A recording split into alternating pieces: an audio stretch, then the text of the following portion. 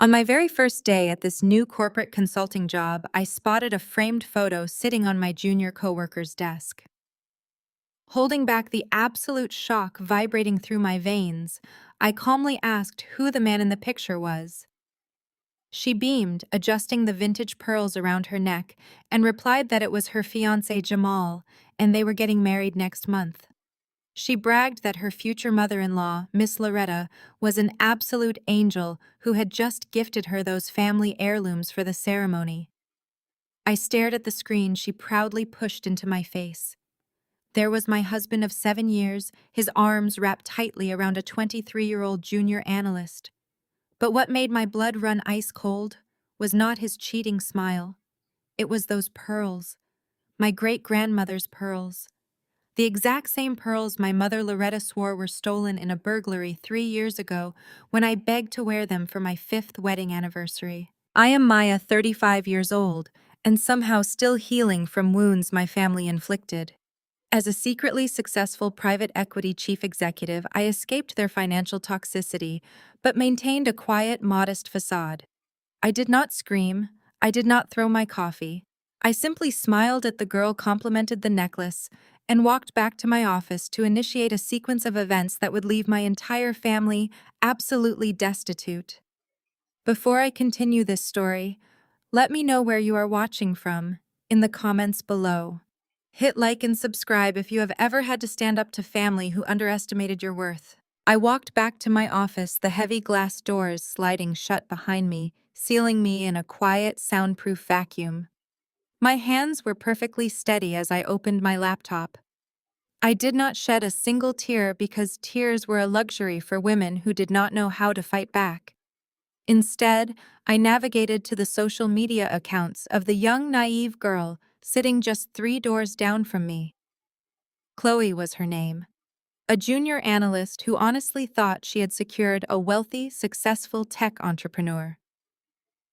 I scrolled through her public profiles, my eyes scanning the meticulously curated timeline of her relationship with my husband. There were the photos from a romantic getaway to Cabo, taken during the exact week Jamal told me he was attending a mandatory software convention in London.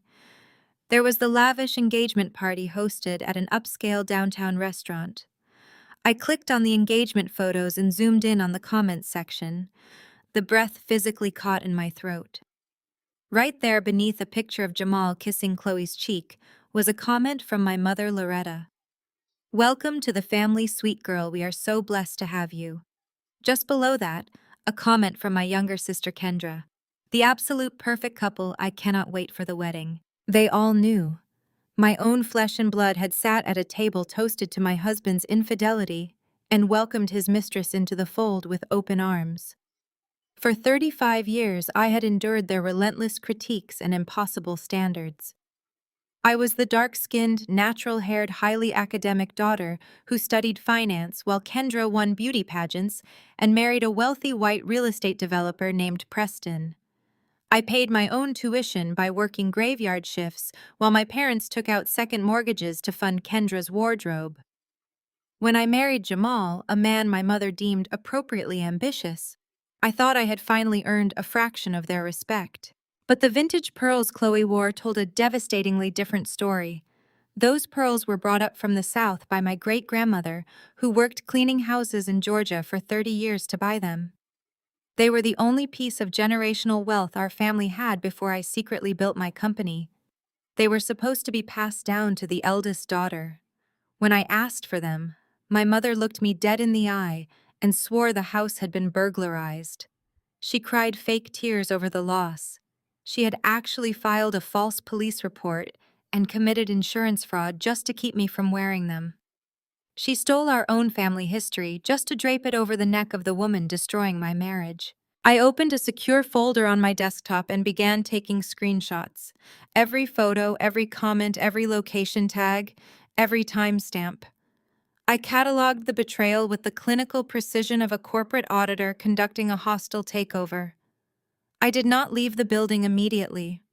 I stayed at my desk playing the role of the diligent consultant, meticulously drafting reports, while my personal life burned to ash. I had deliberately taken this mid-level consulting job to quietly scout an acquisition target for my private equity firm without drawing attention to myself. Now the camouflage served a dual purpose.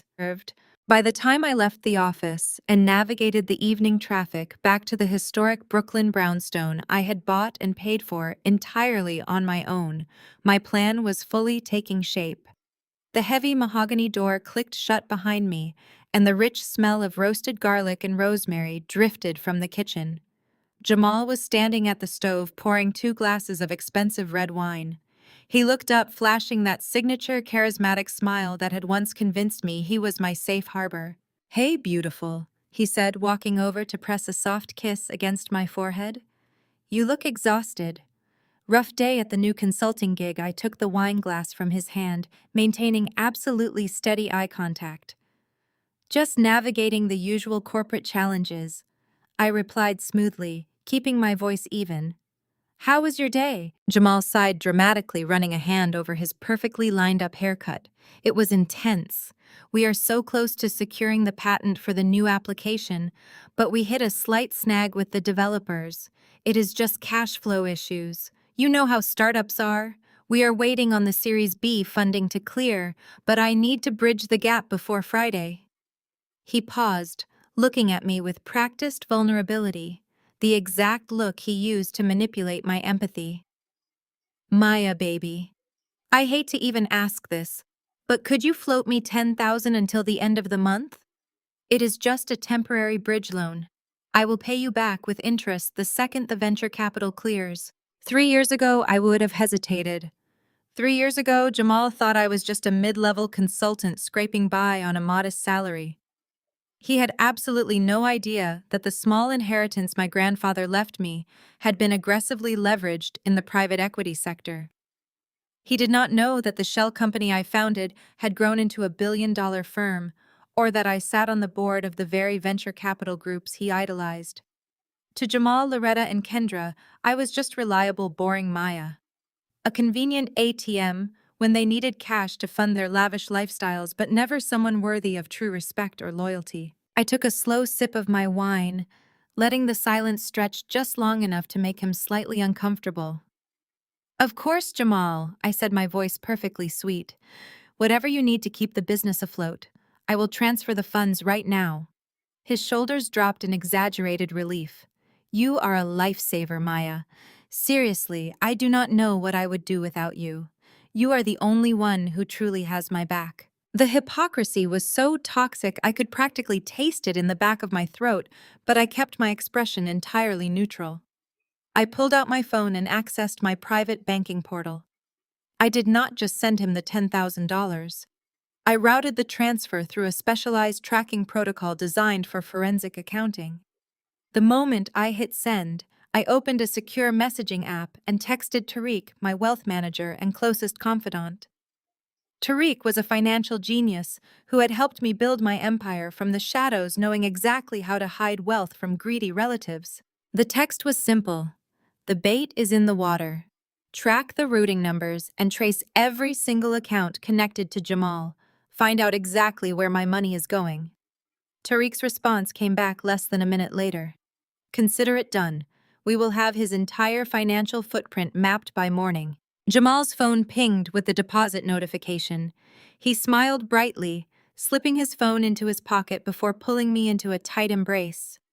I stood perfectly still, feeling the steady beat of his lying heart against my chest, disgusted by the sheer proximity of him. "Oh, I almost forgot," he said, pulling back slightly and heading toward the dining table to set down the plates. "Sunday dinner at your mom's house tomorrow. She called and told me to make sure you do not get tied up with work again. Do not be late, Maya. You know how your mom gets when people disrespect her schedule." I looked at the man who was planning to marry another woman in 30 days, using my hard-earned money to fund his double life. I thought about my mother sitting at the head of her dining table, passing judgment on my career, while secretly coordinating with my husband's mistress. I thought about my sister Kendra, living in a mansion funded by her white husband's real estate firm, laughing at my expense. A cold, absolute calm washed over my entire body, solidifying my resolve into pure steel. I will not be late, I promised, offering him a flawless, completely empty smile. In fact, I am looking forward to it. I already know exactly what I am bringing for dessert. The drive to my mother's suburban home was a masterclass in silent endurance. Jamal gripped the steering wheel of his least luxury sedan, completely oblivious to the fact that the woman sitting in his passenger seat had already mapped his entire financial ruin. He hummed along to the radio, occasionally glancing over to offer me that familiar, brilliant smile that had once made me feel safe. Now, looking at the sharp line of his jaw and the relaxed set of his shoulders, all I saw was a man spending my money to build a life with a 23-year-old junior analyst. My phone vibrated in my lap. It was a secure message from Tariq confirming that the $10,000 I had transferred the night before had already been moved into a joint escrow account under the names Jamal and Chloe. I locked the screen and slid the phone into my designer bag. We pulled into the driveway of the house I grew up in. The sprawling, slightly dated property looked exactly as it had for the last 20 years. The front lawn was manicured to perfection, a desperate attempt by my mother to project an image of wealth and stability to the neighbors. Jamal killed the engine and grabbed the store-bought pie from the back seat, playing the role of the dutiful, loving husband. I stepped out of the car, adjusting the cuffs of my tailored suit, and walked up the creaking porch steps. The moment the front door swung open, the heavy scent of roasted chicken, collard greens, and candied yams hit me like a physical wall. But beneath the familiar aroma of Sunday dinner was the sharp, unmistakable sting of generational toxicity. The house was loud. Laughter echoed from the living room, rich and unrestrained. We walked down the hallway and stepped into the main space where my sister Kendra and her husband Preston were already holding court. Preston dominated the room. He was a wealthy white real estate developer who wore his arrogance like a custom-tailored jacket. He sat in my late father's leather recliner, swirling a glass of expensive bourbon, his legs crossed casually at the knee. Kendra sat perched on the arm of his chair, dripping in diamonds and silk, playing the perfect, adoring high society wife. She was the golden child, the beauty queen, the daughter my mother had always gambled her hopes on. "Look who finally decided to grace us with her presence," Kendra said, her voice laced with that signature syrupy condescension. "I was beginning to think your little spreadsheets were more important than family time." I offered a tight, perfectly practiced smile. "I would never miss Sunday dinner, Kendra. I just had to finalize a few details on an acquisition." Preston let out a loud, booming laugh that rattled the ice in his glass. "An acquisition? That is cute, Maya. You corporate consultants love throwing around big words to make your middle management job sound like Wall Street. You know how it is in the real big leagues. My firm just broke ground on a $50 million waterfront development. It is a completely different level of stress when you are actually building an empire instead of just advising one." I looked directly into Preston's eyes, knowing full well that his $50 million development was currently drowning in default notices that my private equity firm had just quietly purchased. "That sounds incredibly stressful, Preston. You must be doing everything you can to keep it all from crashing down." Before Preston could formulate a response, my mother Loretta swept into the room carrying a massive tray of glazed ham. She wore her Sunday best, her hair perfectly pressed, her expression immediately hardening the second her eyes landed on my outfit. She set the heavy platter on the dining table and wiped her hands on a towel. "Maya, you look entirely too rigid," Loretta said, looking me up and down with open distaste. "It is Sunday. You are in my house. You could have at least put on a dress instead of showing up looking like you are about to audit my kitchen. If you had Kendra's grace, you would not have to work yourself to the bone in these stiff suits. Look at how well Preston provides for your sister. A man wants a soft place to land at the end of the day, not a corporate roommate." Jamal chuckled, stepping forward to hand Loretta the pie. "Now, Miss Loretta, do not be too hard on her. You know how the corporate life makes people tense? I handle her just fine. She just gets a little wrapped up in her own world." The absolute audacity of my husband defending my mother's insult while actively draining my bank accounts to fund his mistress made my pulse ring in my ears. I kept my face entirely impassive. I walked over to the dining table and traced my finger along the edge of one of the crystal water glasses. It is easy to be soft and graceful when someone else is footing the bill, I said, keeping my tone conversational and light. If I recall correctly, Kendra's grace cost you and Dad your original retirement fund. You took out a second mortgage on this very house just to cover her regional pageant coaches and evening gowns. Meanwhile, I was working graveyard shifts at the campus library and serving tables at a diner just to pay my own college tuition. The air in the room instantly grew ice cold. Kendra stood up from the arm of Preston's chair, her manicured hands balling into fists. You are always so jealous of me, Maya. You always have to bring up the past because you cannot handle the fact that I actually elevated this family. Loretta stepped between us, her eyes flashing with pure defensive fury. A smart mother invests in her children's best assets. Kendra brought Preston into this family. She gave us a return on that investment by marrying a true provider. You just give us attitude, judgment, and student loans. I paid off those student loans 10 years ago, I replied smoothly. But I understand why financial independence is such a foreign concept in this room. Preston slammed his bourbon glass down on the side table. All right, that is enough. We are not going to let your bitter energy ruin a perfectly good Sunday, Maya. Everyone take a seat. We have things to celebrate today. We moved to the dining room in a thick, suffocating silence. The table was set immaculately. Crystal gleamed under the warm light of the chandelier, and the spread of food looked like a magazine cover. Right in the center of the table, sitting on a vintage silver platter, was my mother's famous sweet potato pie. It was a masterpiece of domestic perfection, much like the entire illusion of this family. I took my seat opposite Kendra and Preston. Jamal sat right beside me, close enough that our shoulders brushed. He reached under the table and rested his hand on my thigh, a completely hollow gesture of affection designed for my mother's audience. I did not pull away. I let his hand stay there, absorbing the absolute falsehood of his touch. Loretta took her rightful place at the head of the table. She smoothed her napkin over her lap and let out a deep theatrical sigh, looking around at her assembled family.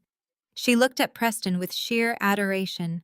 She looked at Kendra with fierce pride. She looked at Jamal with maternal warmth. When her eyes passed over me, they were entirely blank. Jamal, Loretta said, her voice taking on a reverent, quiet tone. Since my husband passed, you and Preston are the men of this house. Why do not you go ahead and bless the food? Let us say grace and thank the Lord for all of our many blessings. Preston folded his hands together. Kendra closed her eyes and bowed her head. Loretta bowed her head, her hands clasped tightly under her chin. Jamal squeezed my thigh one last time before pulling his hand away, bowing his head to lead the family in a prayer of gratitude. I did not bow my head. I did not close my eyes. I sat perfectly upright, the ambient noise of the suburban street outside fading into nothing. My hands moved slowly and deliberately toward the clasp of my designer bag resting near my feet. I unzipped the main compartment. My fingers slid past my wallet and my keys, finding the smooth, rigid edge of the thick photo paper waiting in the side pocket. I pulled the glossy 8x10 photograph out of the bag, holding it firmly in my right hand. I let the heavy silence stretch for a fraction of a second before I released my grip. The glossy 8x10 photograph fluttered down and landed dead center in my mother's prized sweet potato pie.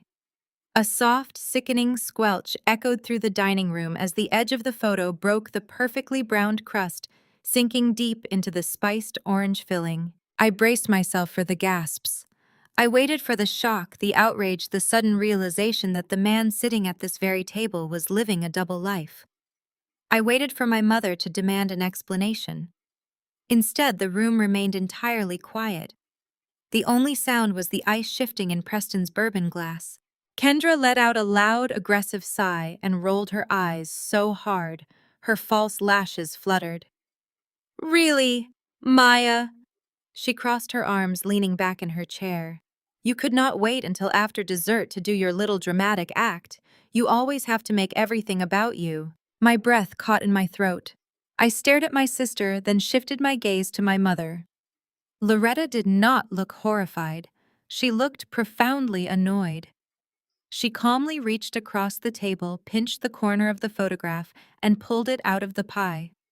She picked up a linen napkin and meticulously wiped the sticky sweet potato filling off Chloe's smiling face and the stolen vintage pearls resting around her neck. If you were half the wife Kendra is to Preston, Jamal would not have to look for warmth elsewhere, my mother said.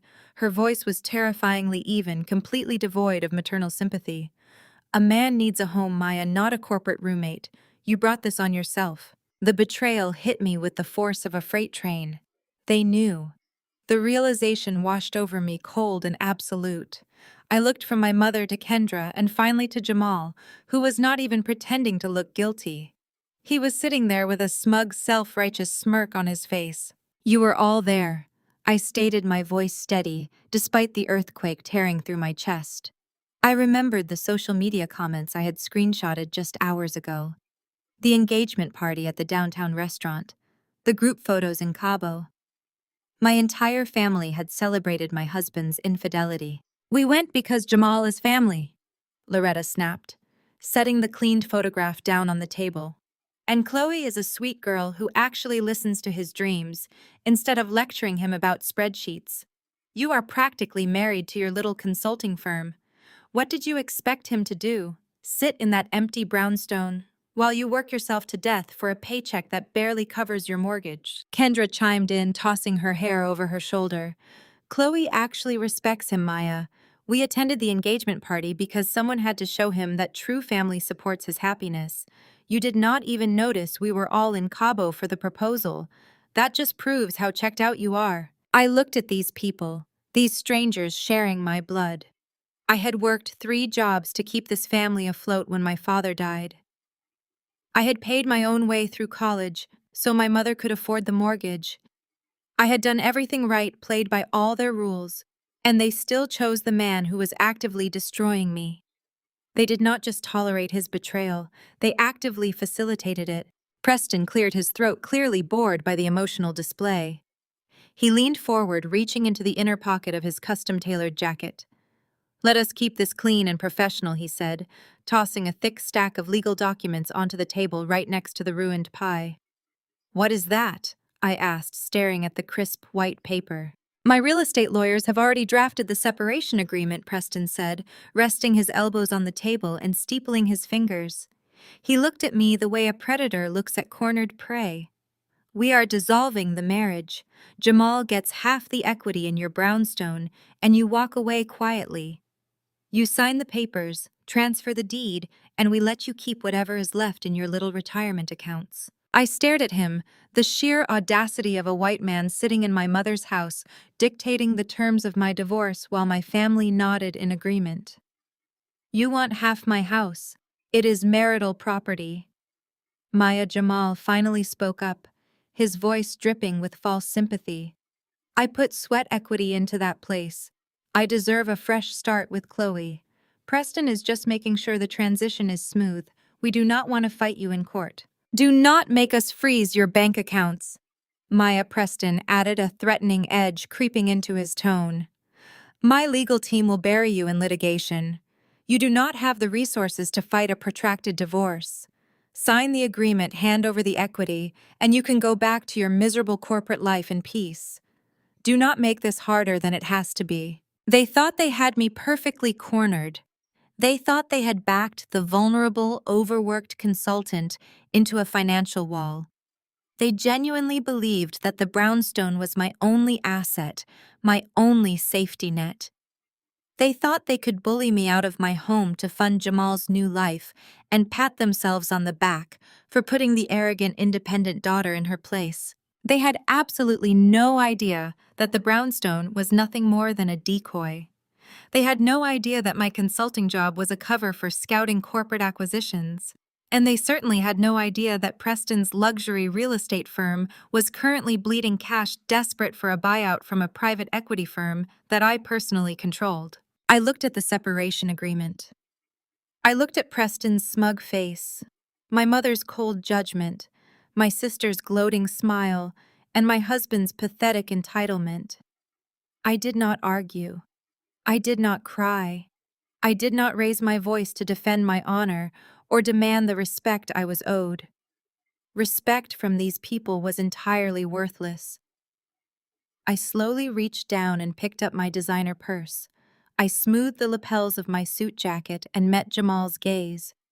"You can have the brownstone," I whispered. Jamal blinked clearly, thrown off balance by my immediate surrender. Even Preston looked slightly surprised. I turned on my heel and walked out of the dining room. I walked down the hallway, listening to the sudden burst of victorious laughter erupting from the table behind me. They thought I was running away in defeat. They thought they had won. I stepped out the front door into the cool evening air, pulling my phone from my bag. The trap was set, and they had walked right into the jaws of a financial guillotine. Tuesday morning arrived with the kind of crisp, brilliant sunlight that felt entirely detached from the chaos of my personal life. I sat in the spacious climate-controlled back seat of my chauffeured Maybach. The butter-soft leather interior was a stark contrast to the stifling humidity of my mother's dining room just 2 days prior. My family had absolutely no idea this car existed.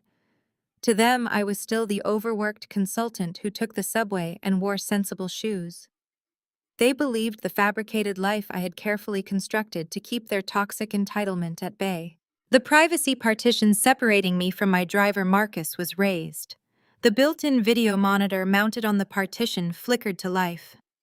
Tariq, my wealth manager and the only person on earth who knew the full extent of my private equity empire, appeared on the screen.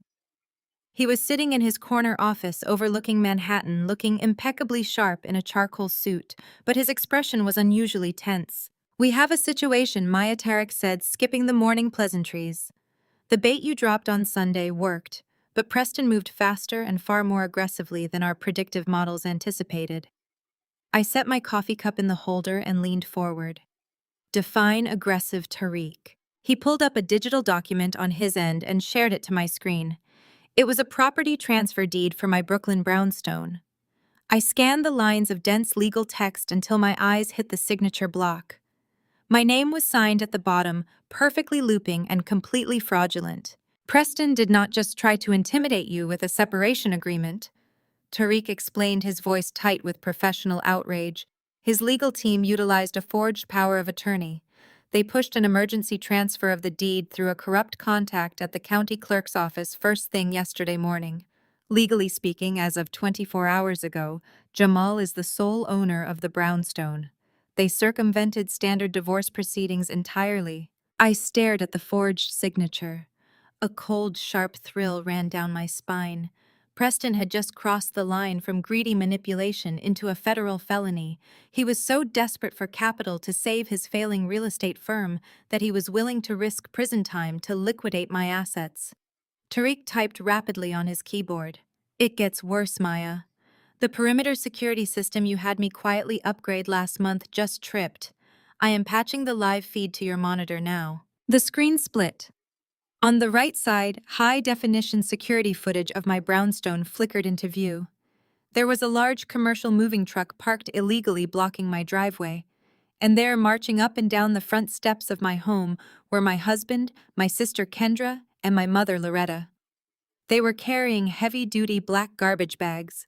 I zoomed in on the camera facing the primary living room. My mother was standing in the center of the space I had painstakingly designed. She was literally swiping my collection of first edition books off the shelves and dumping them into a cardboard box. Kendra was in the background, pointing at my custom velvet sofa and talking on her phone, likely arranging to have it sold or trashed. Jamal was walking out of our master bedroom, carrying armfuls of my tailored suits on their hangers, tossing them unceremoniously into the hallway. "They are throwing my entire life into the trash," I said, my voice eerily calm despite the adrenaline flooding my system. Tariq nodded grimly. "They are clearing the property. Jamal authorized a change of locks at 7 this morning. According to the intercepted emails we pulled from Preston's server, Jamal plans to move Chloe into the brownstone tomorrow afternoon.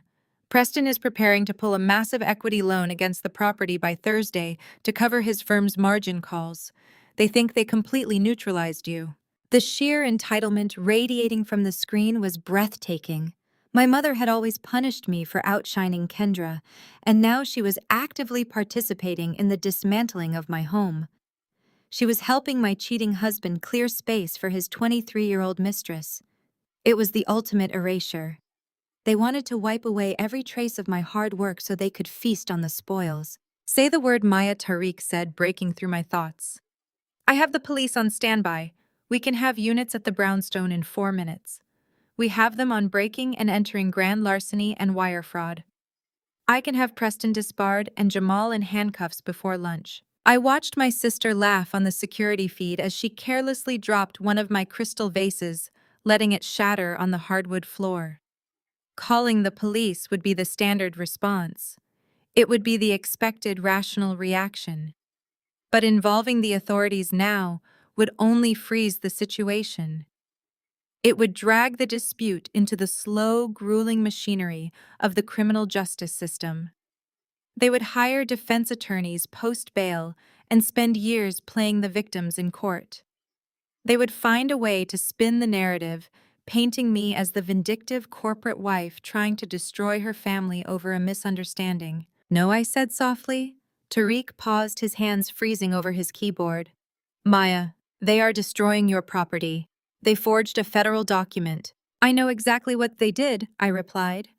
My eyes locked on the monitor as Jamal kicked a box of my winter boots down the front steps. And if we arrest them now, Preston goes to jail, but his firm's debt gets tied up in litigation. We need him to sign the buyout agreement with Apex Holdings this Friday. We need him to willingly hand over the absolute control of his entire corporate structure. If he gets arrested today, the Apex deal falls through, and he gets to declare bankruptcy and hide his remaining assets.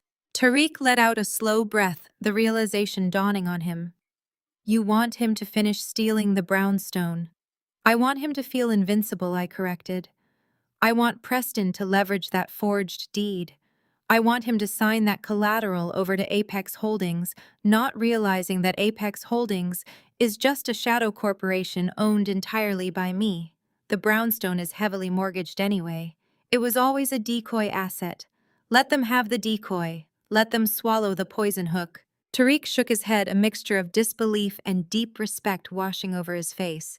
You are letting them strip your house bare just to secure the corporate kill shot.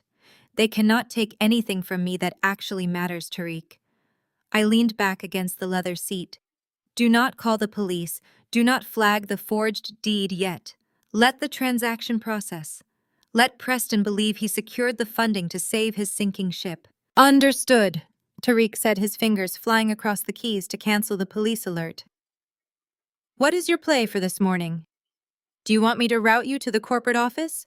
You have the quarterly board meeting at 10. I looked at the live feed one last time. My mother was standing on the front porch waving her hands as she directed the movers on how to properly discard my belongings. She looked so powerful, so utterly convinced of her own superiority. She was finally putting the arrogant, independent daughter in her rightful place. The dirt. Cancel my morning meetings, I instructed. Press the intercom button to speak to my driver. Marcus, take the next exit. We are rerouting to Brooklyn. Tariq frowned. Maya, if you are not calling the cops, why are you going there? You cannot physically stop them without blowing your cover. If they see the Maybach, they will know you have capital. Marcus is going to drop me off 2 blocks away, I explained, adjusting the collar of my jacket. I am going to walk up to that house looking exactly like the defeated, powerless woman they expect to see. I want to look them dead in the eye while they cross the point of no return. I want to hear the exact justifications they use when they think they have broken me. Because when I take everything from them on Friday, I need to remember exactly what they looked like when they thought they won. The video feed disconnected, leaving me alone with the quiet hum of the luxury car. I closed my eyes, letting the anticipation settle into my bones. The trap was perfectly laid. My family was happily locking themselves inside the cage, completely unaware that I held the only key. The dirt was still damp against my skin. I stared down at the vintage pearls resting in the Brooklyn soil. For 35 years, my family had tried to bury me exactly like this. They threw my accomplishments in the mud. They trampled on my sacrifices. And now my husband stood over me, demanding I bow down to collect the scraps he deemed me worthy of keeping. I bent my knees, keeping my spine perfectly straight, and reached into the dirt. My fingers closed around the smooth, heavy beads. I stood back up, completely ignoring Jamal's triumphant sneer. I pulled a silk handkerchief from my pocket and methodically wiped the grime away, cleaning the heirloom my great-grandmother had scrubbed floors to earn. Once they were pristine, I reached behind my neck and fastened the clasp. The pearls settled against my collarbone, cool and heavy, a physical reminder of the resilience running through my veins. Jamal crossed his arms, looking slightly annoyed that I was not weeping. "You look ridiculous, Maya. Go rent an apartment. We are done here." I did not even look at him. My eyes shifted directly to Preston, who was leaning against the porch railing, looking bored by the entire exchange. "Preston," I said, my voice projecting a bright artificial warmth that made him blink in surprise. "Friday is going to be a very big day for you." Preston chuckled, adjusting his designer polo. "It is. I am closing a 9-figure deal, and you are officially becoming a statistic. I guess we are both moving on to our rightful places in the world. Make absolutely sure you sign that Apex Holdings buyout contract on Friday morning," I told him, flashing a smile so wide and hollow it belonged on a billboard. "Do not delay it. Do not let your lawyers drag their feet. You need that deal, Preston. You need it more than you even realize right now. Sign everything they put in front of you." Preston scoffed, shaking his head. "Listen to her, Kendra. She reads one article about private equity and thinks she can give me advice. Do not worry about my contracts, Maya. Just worry about where you are sleeping tonight." At that exact moment, the low, powerful purr of a V12 engine rolled down the quiet street. The sleek, midnight black Maybach glided to a seamless stop directly in front of the brownstone. The sheer size and immaculate polish of the vehicle commanded instant attention. Marcus, wearing a perfectly tailored driver's suit, stepped out and opened the rear passenger door for me. Kendra let out a sharp, derisive laugh that echoed off the brick facades of the neighboring houses. "Oh, this is just pathetic." She pointed a manicured finger at the car. "You actually rented a chauffeured car to come here and act like you are not completely ruined? How much did that cost you, Maya?" "A month of your salary. You are homeless and you are wasting money on a fake luxury ride just to save face." Jamal joined in, shaking his head in mock pity. "Always trying to project an image, Maya. Always trying to look bigger than you are. Have fun paying the rental fee when Preston drains your checking accounts." My mother stood on the top step, clutching a garbage bag full of my clothes, a look of profound disgust wrinkling her features. "You cannot rent class, Maya. You can ride away in a fancy car, but you are still just a bitter, empty woman with nothing to her name." I paused by the open door of the Maybach. I looked at the 4 of them standing on the porch of the house I bought. My mother clutching trash. My sister drowning in a fragile superiority complex. My husband wearing stolen confidence, and Preston a bankrupt man who thought he was a king. They looked so incredibly small. "Enjoy the brownstone, Jamal," I said softly, knowing the acoustics of the quiet street would carry my voice perfectly. "Make yourselves comfortable." I stepped into the spacious, leather-scented cabin of the Maybach. Marcus closed the heavy door with a solid, satisfying thud, instantly cutting off the sounds of their toxic laughter. The privacy partition was already raised, sealing me in a quiet, soundproof cocoon. I sank into the heated massage seat and let out a long, slow breath. The performance was over. The victim was dead. The victim.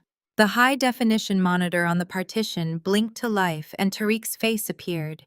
He was leaning forward, his eyes scanning multiple data screens out of frame. "I have the live feed from the street, Maya." Tariq said, a rare smirk breaking his usual professional composure. "They are literally high-fiving on the porch." Jamal just handed Chloe a set of keys.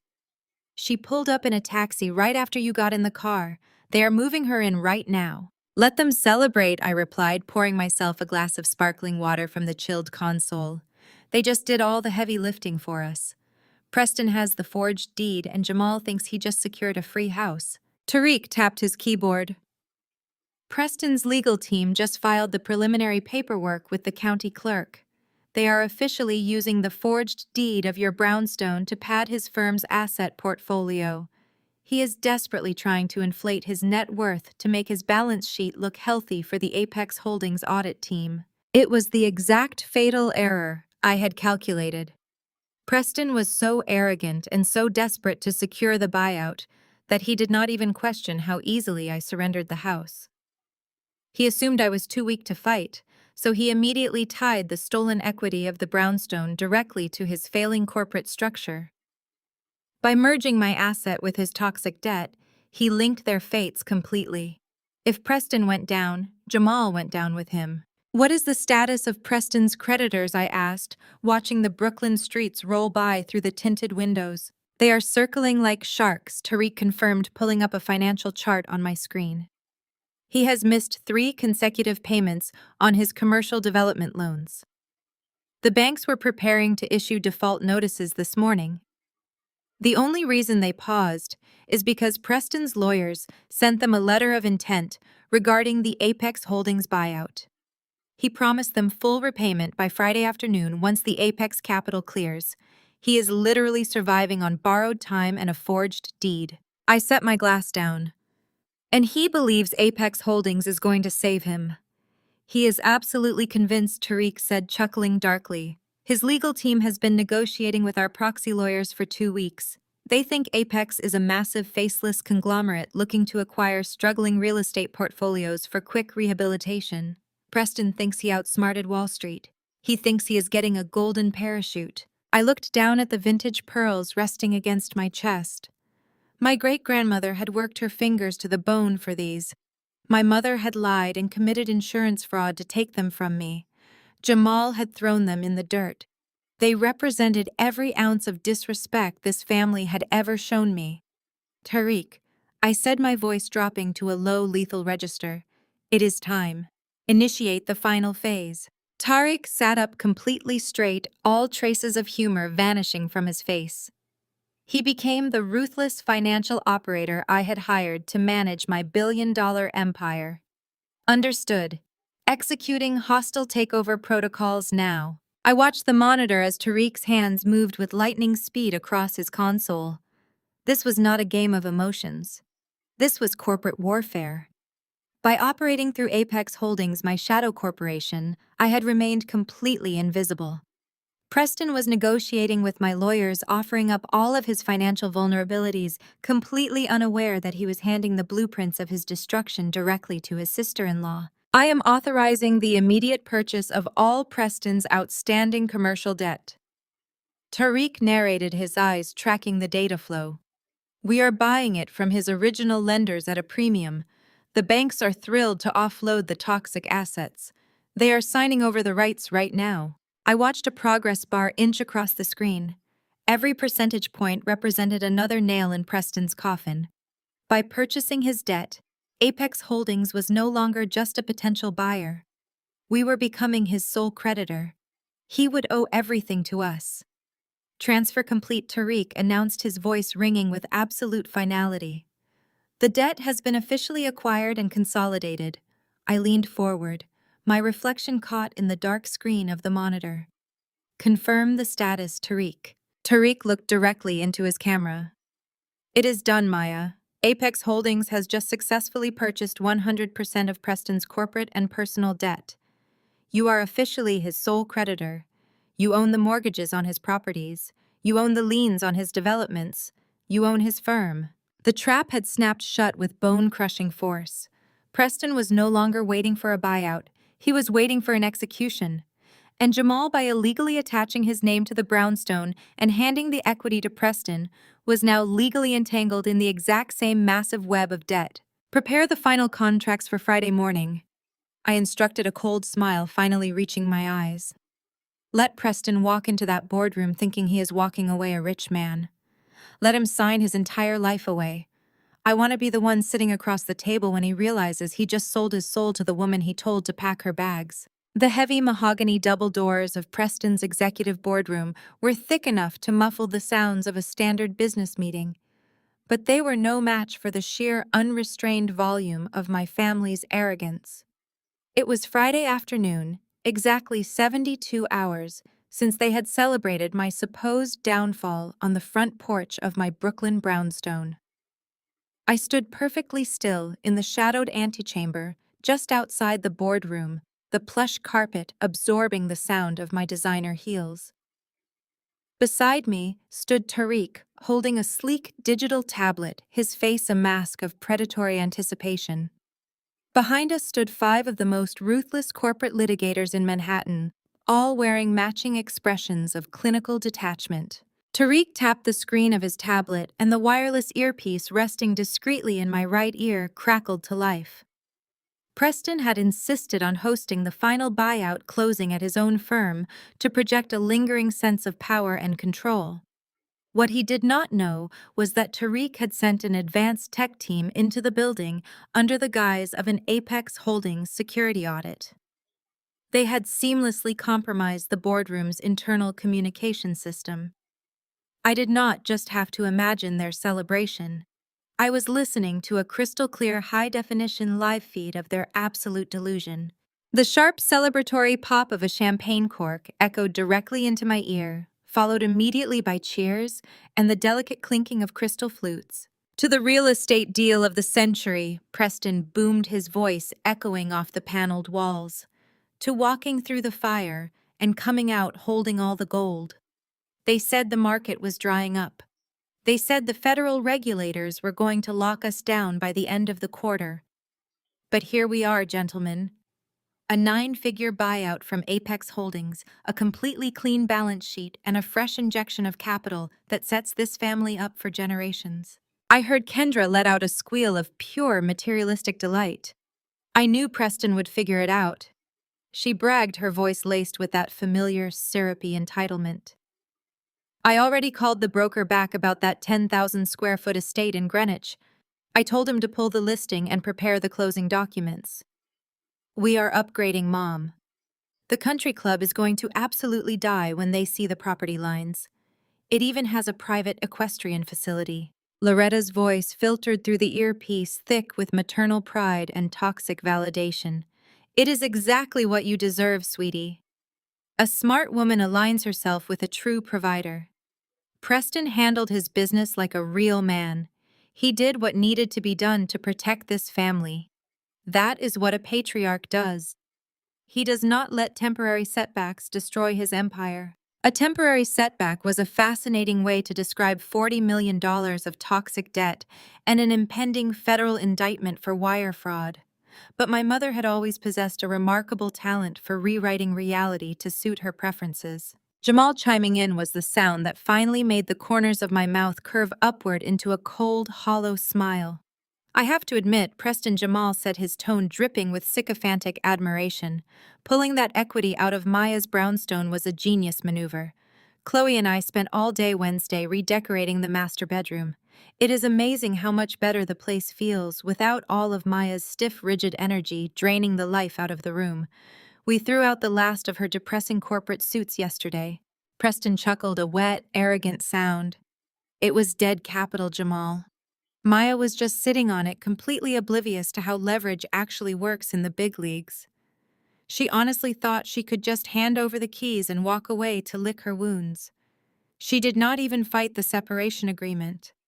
It just goes to show you what I have always said. You can give a woman a fancy job title, but when the pressure actually hits, they fold.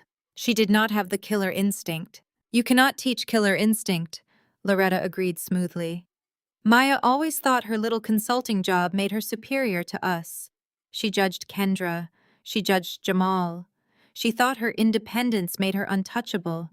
But look where it got her, homeless, divorced, and completely alone. Meanwhile, we are sitting in a boardroom, drinking Dom Perignon, waiting for a Wall Street billionaire to hand us a blank check. God restores the natural order of things when you stay faithful to your family. The absolute hubris vibrating through the earpiece was intoxicating. They were feasting on the illusion of my corpse.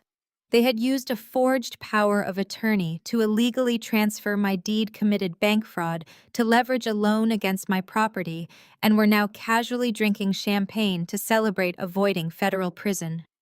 They genuinely believed that Apex Holdings was a faceless corporate savior arriving at the 11th hour to wash away their sins. "So, who exactly is this Apex CEO, Kendra?"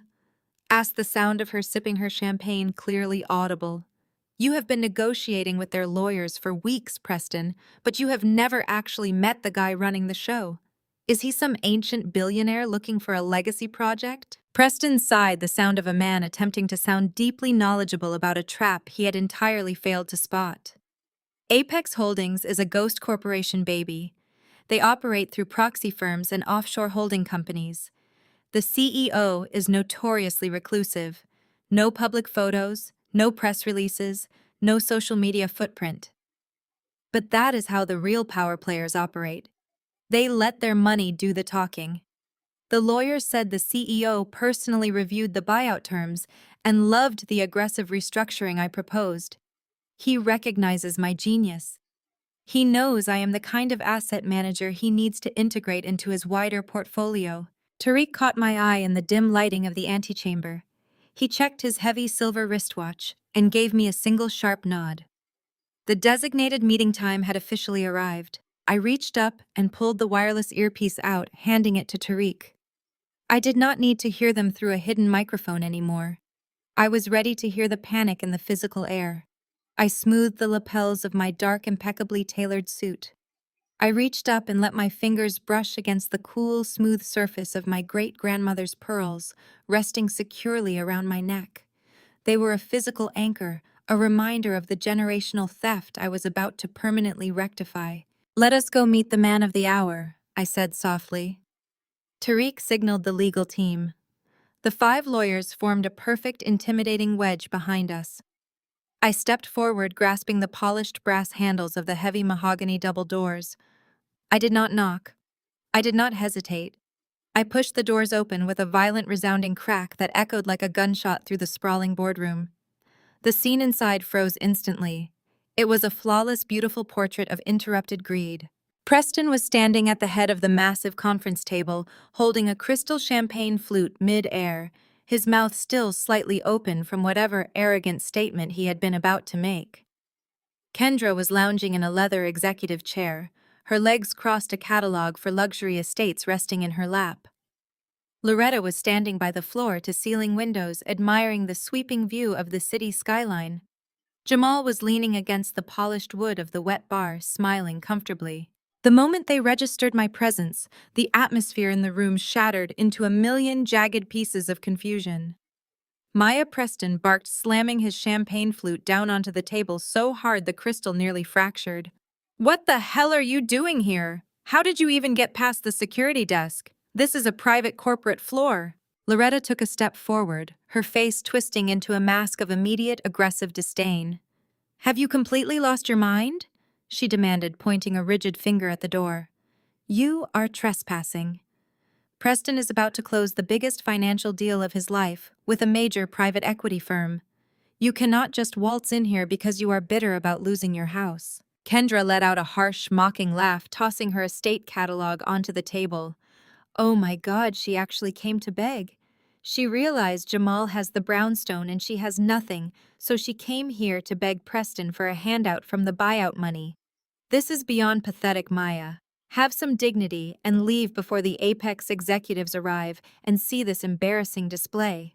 Jamal shook his head, looking at me with profound, performative pity. "I told you to just walk away, Maya. There is nothing left for you here. You are just embarrassing yourself now. I will call security if you do not turn around and walk back out those doors." I did not turn around. I did not speak. I stepped fully into the room, my heels clicking rhythmically against the hardwood floor. Tariq stepped in right beside me, placing a sleek black leather briefcase directly onto the center of the mahogany table. The 5 corporate lawyers filed in behind us, forming an impenetrable silent wall blocking the exit. Preston's eyes darted from my face to Tariq, and then to the phalanx of sharks in expensive suits standing guard at the door. The first flicker of genuine, unadulterated panic began to crack through his arrogant facade. He recognized Tariq. He had been on video conferences with Tariq for 2 weeks. "What is this?" Preston asked, his voice suddenly dropping an octave, losing all of its booming bravado. "Tariq, what is going on? Why is my former sister-in-law standing in my boardroom with my acquisition team?" Tariq did not look at Preston. He looked at me, waiting for the command. I reached up, adjusting the clasp of my great-grandmother's pearls, and offered Preston a smile that was entirely devoid of warmth. "I told you to make absolutely sure you signed that buyout contract today, Preston," I said, my voice gliding through the silent room like a velvet blade. "I told you not to let your lawyers drag their feet." I placed both of my hands flat on the mahogany table and leaned forward, looking directly into the terrified, confused eyes of the family that had tried to bury me. "I am the CEO of Apex Holdings, and as of 10 minutes ago, I own every single asset you possess."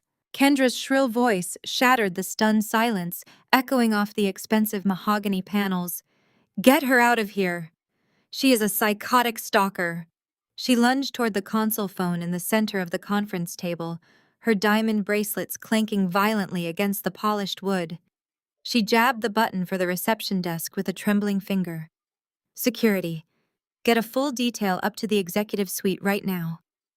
We have an intruder." She spun back to face me, her perfectly contoured features twisted into a mask of genuine, unadulterated panic. "Are you completely delusional, Maya? You are going to federal prison for this. You cannot just walk into a private building and pretend you own the place." Preston's face transitioned from shock to a mottled violet purple. The veins in his neck bulged against his starched white collar.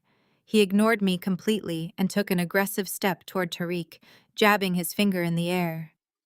"Tariq, what kind of sick joke is this? You bring my bitter, soon-to-be divorced sister-in-law into my boardroom. I am having every single one of you arrested for corporate espionage and trespassing." Tariq did not flinch. He stood perfectly still, his hands folded neatly in front of him, looking at Preston with the clinical detachment of a mortician sizing up a body. "I would strongly advise against calling the authorities, Preston. Given the forged power of attorney you and your legal team filed yesterday morning, a police presence would be highly detrimental to your continued freedom." Preston physically recoiled as if he had been struck.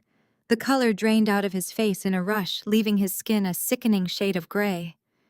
His jaw worked silently, but the booming, arrogant bravado had completely evaporated from his lungs. I did not wait for him to recover.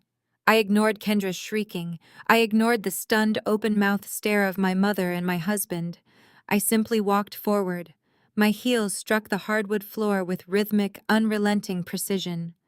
The 5 corporate litigators parted seamlessly to let me pass, then closed ranks again behind Tariq, forming an impenetrable wall of bespoke suits and legal devastation blocking the only exit. I walked straight past my mother, who was staring at me as if I had just grown a second head. I glided to the absolute head of the massive mahogany table, Preston's chair. The seat of power he had occupied for a decade, built entirely on Lie's aggressive leverage and generational wealth. I placed my hands on the leather armrests and lowered myself into the chair. It let out a soft, expensive squeak. I crossed my legs, leaned back, and folded my hands in my lap. Kendra was still yelling into the speakerphone, demanding to know why the building guards had not arrived yet. "Sit down and shut your mouths," I said. My voice was not a scream. It was not a yell. It was a low, vibrational command that carried the absolute crushing weight of a financial executioner. "Or I will have my private security team physically throw all 4 of you onto the sidewalk." The raw, unapologetic authority in my tone acted like a physical blow to the room. Kendra froze the phone receiver, slipping from her manicured hand and clattering loudly against the table. Jamal shrank back against the wet bar, suddenly looking very small and pathetic in my grandfather's stolen leather jacket. Loretta opened her mouth to reprimand me, decades of toxic maternal conditioning kicking in, but the sheer, terrifying presence of my legal team silenced her before she could form a single syllable. Tariq stepped forward and snapped the brass locks on his black leather briefcase. He opened it and pulled out a pristine 200-page bound document. He dropped it directly onto the polished mahogany in front of Preston. The heavy thud rattled the empty champagne flutes. Page 1, paragraph 3. Tariq stated, his voice crisp and professional. Preston's hands were visibly shaking as he reached for the document. He flipped the heavy cardstock cover open. His eyes scanned the dense legal text. I watched his pupils dilate. I watched his breathing turn shallow and erratic. Right there, printed in bold, undeniable ink, was the corporate registration for Apex Holdings. And listed as the sole proprietor, founder, and chief executive officer was my name, Maya Elise Wilson. "This is impossible," Preston whispered, his voice cracking. He looked up at me, his eyes wide with a frantic, animalistic terror. "You are a mid-level consultant. You advise regional managers. You do not have the capital for a 9-figure acquisition.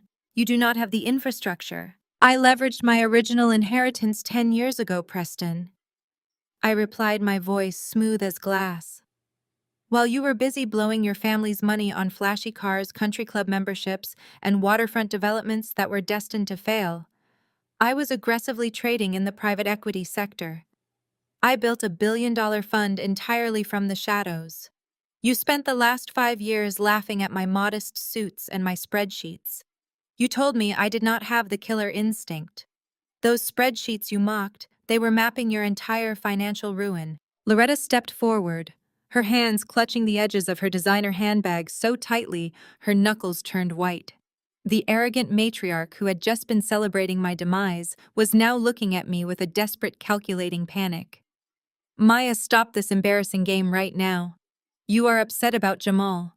We understand. You are hurt. But forging documents to scare Preston is taking a family dispute too far. You are going to ruin yourself. Jamal, tell your wife to stop this nonsense." Jamal pushed himself off the wet bar. He looked from my mother to the stack of legal documents and finally to me. The reality of the situation was finally penetrating his thick, entitled skull. His eyes darted wildly as the pieces clicked together. "Maya," he stammered, his voice barely a squeak. "The brownstone, the separation agreement, you just handed it over. You said I could have it." "I gave you exactly enough rope to hang yourselves," I said, shifting my gaze to the man who swore to protect me. "You thought you were so clever, Jamal. You and Preston thought you cornered me.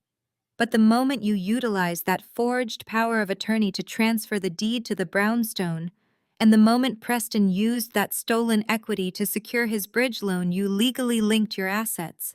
You tied your entire financial existence to Preston's sinking ship." Jamal stumbled backward, bumping hard into the wall. "No, no, Chloe is moving in tomorrow. The escrow account is fully funded. The escrow account is frozen." Tariq interrupted, tapping his tablet. "Pending a federal investigation into real estate fraud and grand larceny." Kendra let out a strangled gasp. She dropped heavily into the chair beside Preston, clutching his arm with a death grip. "Preston, what is she talking about? Tell her she is lying. We are buying the Greenwich estate. The broker is waiting for the wire transfer. Tell her to get out of our boardroom." "It is not your boardroom anymore, Kendra," I said, leaning forward and resting my elbows on the table. "You wanted to elevate this family, right? You wanted to celebrate the men who provide. Well, your provider just defaulted on $40 million of toxic debt. He is completely bankrupt. His lenders were going to seize this building, your cars, and your jewelry by tomorrow morning. He was begging Apex Holdings to save him from a federal indictment." Preston wiped a heavy bead of sweat from his forehead. His entire manufactured reality had disintegrated into dust. He looked at me not as a sister-in-law to be bullied, but as the apex predator who just caught him bleeding out in the open. "Maya, please," Preston begged, his voice stripped of all its former arrogance. "We are family. We can structure this. We can rework the terms of the acquisition.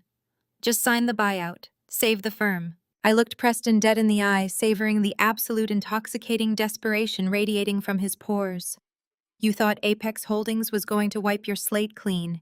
You thought a faceless billionaire was going to reward your greed and incompetence. I am not here to decline the buyout, Preston. I am the one acquiring you." The silence in the boardroom was absolute. It was the kind of heavy, suffocating quiet that follows a catastrophic car crash right before the screaming begins. Preston stood frozen at the opposite end of the mahogany table, his mouth opening and closing like a suffocated fish. The color had completely abandoned his face, leaving his skin a sickly, translucent white.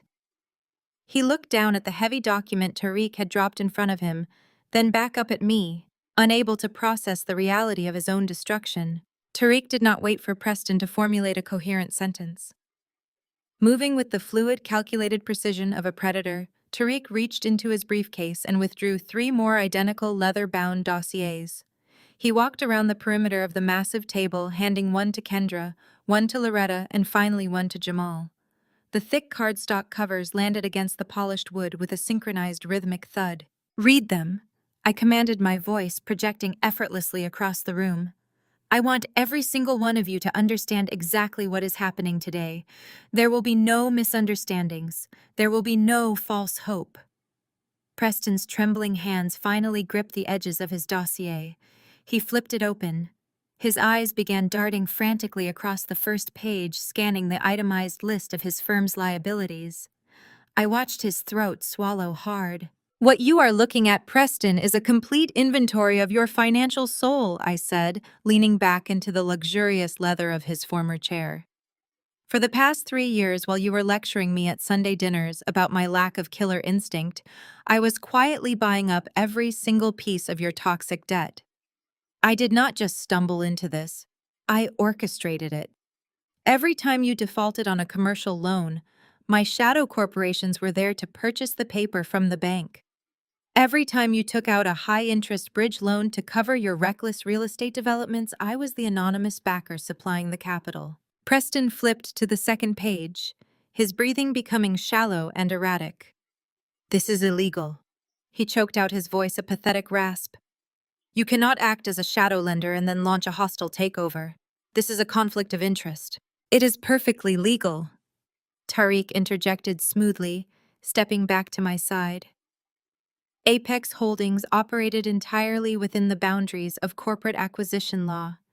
You willingly signed over the debt obligations to third-party proxy firms, which were then legally consolidated under the Apex umbrella. You authorized every single transfer, Preston. We have your signature on every page." Kendra snatched her dossier off the table, her manicured nails digging into the leather cover. She ripped it open, her eyes frantically searching the pages for a loophole, for some proof that this was all a massive bluff. She stopped on page 4, her breath hitching audibly. "No," Kendra whispered, shaking her head. "No. This says you own the mortgage on the house. Our house." I smiled, feeling a deep, resonating warmth spread through my chest. "That is correct, Kendra. I do not just own Preston's commercial real estate firm. I own his personal assets. I hold the paper on the $5 million mansion you currently live in. I hold the titles to your matching Range Rovers. I even own the financing debt on that ridiculous boat Preston bought last summer to impress his country club friends." "You cannot do this!" Kendra screamed, slamming the dossier onto the table. Her perfect pageant queen facade was completely disintegrating. "We are buying a new estate in Greenwich. We are upgrading. We have the capital. You have nothing," I shot back, my voice cracking like a whip. "You are bankrupt, Kendra." The Greenwich estate was a pipe dream funded by imaginary money that Preston thought he was getting from me today. Do you want to know the best part? I was the one who instructed the Greenwich broker to show you that specific property. I wanted you to walk through those 10,000 square feet and imagine your perfect life there. I wanted you to pick out the drapes and plan your garden parties just so I could be the one to rip it all away." Kendra stared at me, her eyes wide with a mixture of terror and disbelief. Tears of genuine panic began to pool in her eyes, ruining her expensive mascara. "You are a monster," she sobbed. "I am a mirror," I corrected coldly. "I am simply reflecting back the exact same ruthless energy this family has directed at me for my entire life." Jamal had not spoken a word. He stood rigidly by the wet bar, staring down at his open dossier. He flipped past the first few pages, his eyes tracking the complex web of financial liens and corporate debt structures. He stopped on page 7, the page that detailed the exact transfer of the Brooklyn brownstone. "Jamal," I called out, drawing his attention. "How does it feel?" He looked up, his face a mask of pure devastation. "You set me up!" Jamal whispered, his voice trembling with the realization of his own monumental stupidity. You let me take the house. You knew I was going to use the forged power of attorney to transfer the deed to Preston's portfolio. I actively encouraged it, I replied, lacing my fingers together on the mahogany table. I upgraded the security cameras specifically so Tariq could watch you pack up my belongings. I needed you to feel invincible, Jamal. I needed you to feel so entitled to my property that you would blindly sign the transfer documents without running a proper title search. If you had bothered to hire a competent lawyer, instead of using Preston's corrupt county clerk, you would have seen that the brownstone was cross-collateralized with a massive penalty clause. By legally attaching your name to that fraudulent transfer, you did not just steal a house, you assumed joint liability for Preston's corporate fraud. Jamal's knees literally buckled. He grabbed the edge of the wet bar to keep from collapsing onto the floor. The arrogant man who had thrown my great-grandmother's pearls into the dirt just 3 days ago was now hyperventilating, his chest heaving under the weight of an impending federal indictment. You are going to prison, Jamal, I stated flatly, ensuring every word landed with maximum impact. Wire fraud, bank fraud, forgery. My legal team has already compiled the evidence. We have the security footage of you changing the locks. We have the emails between you and Preston planning the theft. We are submitting the entire package to the district attorney on Monday morning. Chloe is not going to be decorating the master bedroom. She is going to be visiting you through a plexiglass window. Loretta could not take it anymore. She stepped forward, her posture rigid, her face flushed with maternal outrage. She slammed her hand down on the table, trying to summon the terrifying authority she had used to control me since childhood. That is enough, Maya. Loretta shouted, her voice shrill and echoing. I will not stand here and listen to you threaten your family. You will call off your lawyers right now. You will rip up these ridiculous documents, and you will hand the brownstone over to Jamal properly. I am your mother, and I am telling you to stop this disgraceful behavior immediately. I looked at the woman who had thrown my college degrees into a dumpster. I looked at the woman who had spent 35 years actively trying to break my spirit so she could elevate Kendra. You lost the right to give me orders the day you decided my independence was a threat to your ego. Loretta, I said, my tone dangerously calm. You spent my entire life telling me I was a failure because I did not want to depend on a man for my survival. You mocked my ambition. You celebrated my divorce. You stood on my front porch and laughed while your favorite daughter's husband stole my home. I did what was best for the family, Loretta insisted, though her voice wavered as she looked at the mountain of legal evidence stacked against her golden children. Preston is a provider. He needed the assets to protect us.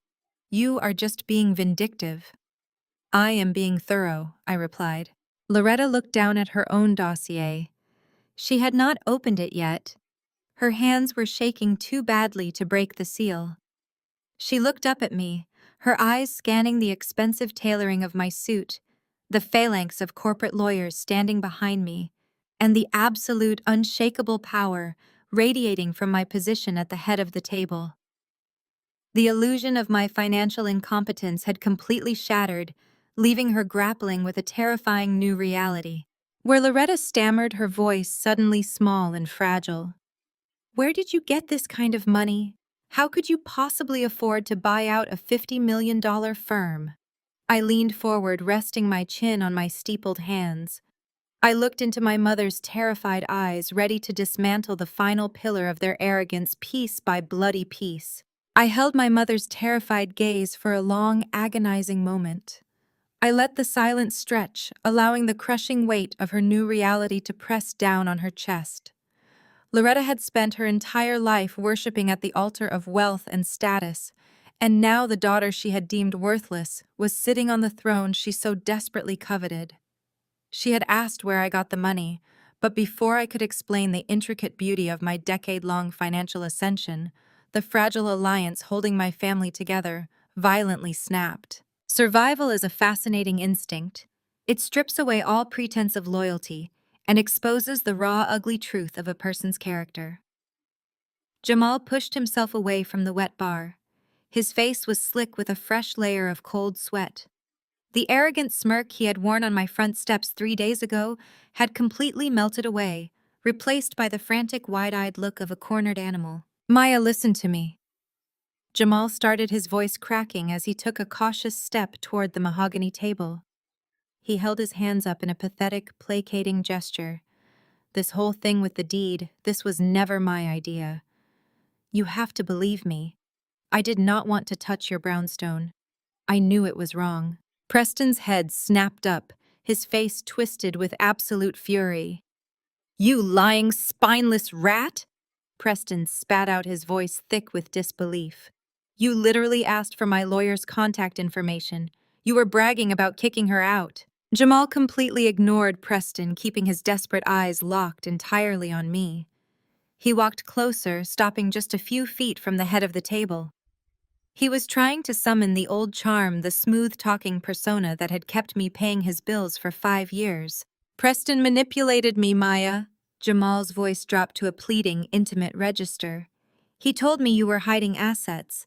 He said the only way to protect my own financial future was to secure the property before the divorce was finalized. He pressured me into signing those documents. I was confused. I was hurt. You were always working, always traveling, always prioritizing your career over our marriage.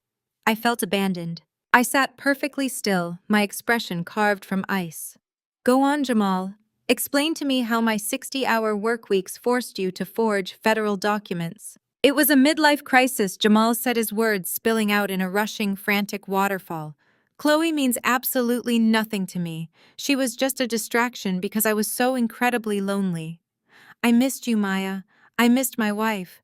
We built a life together. We took vows. We can fix this.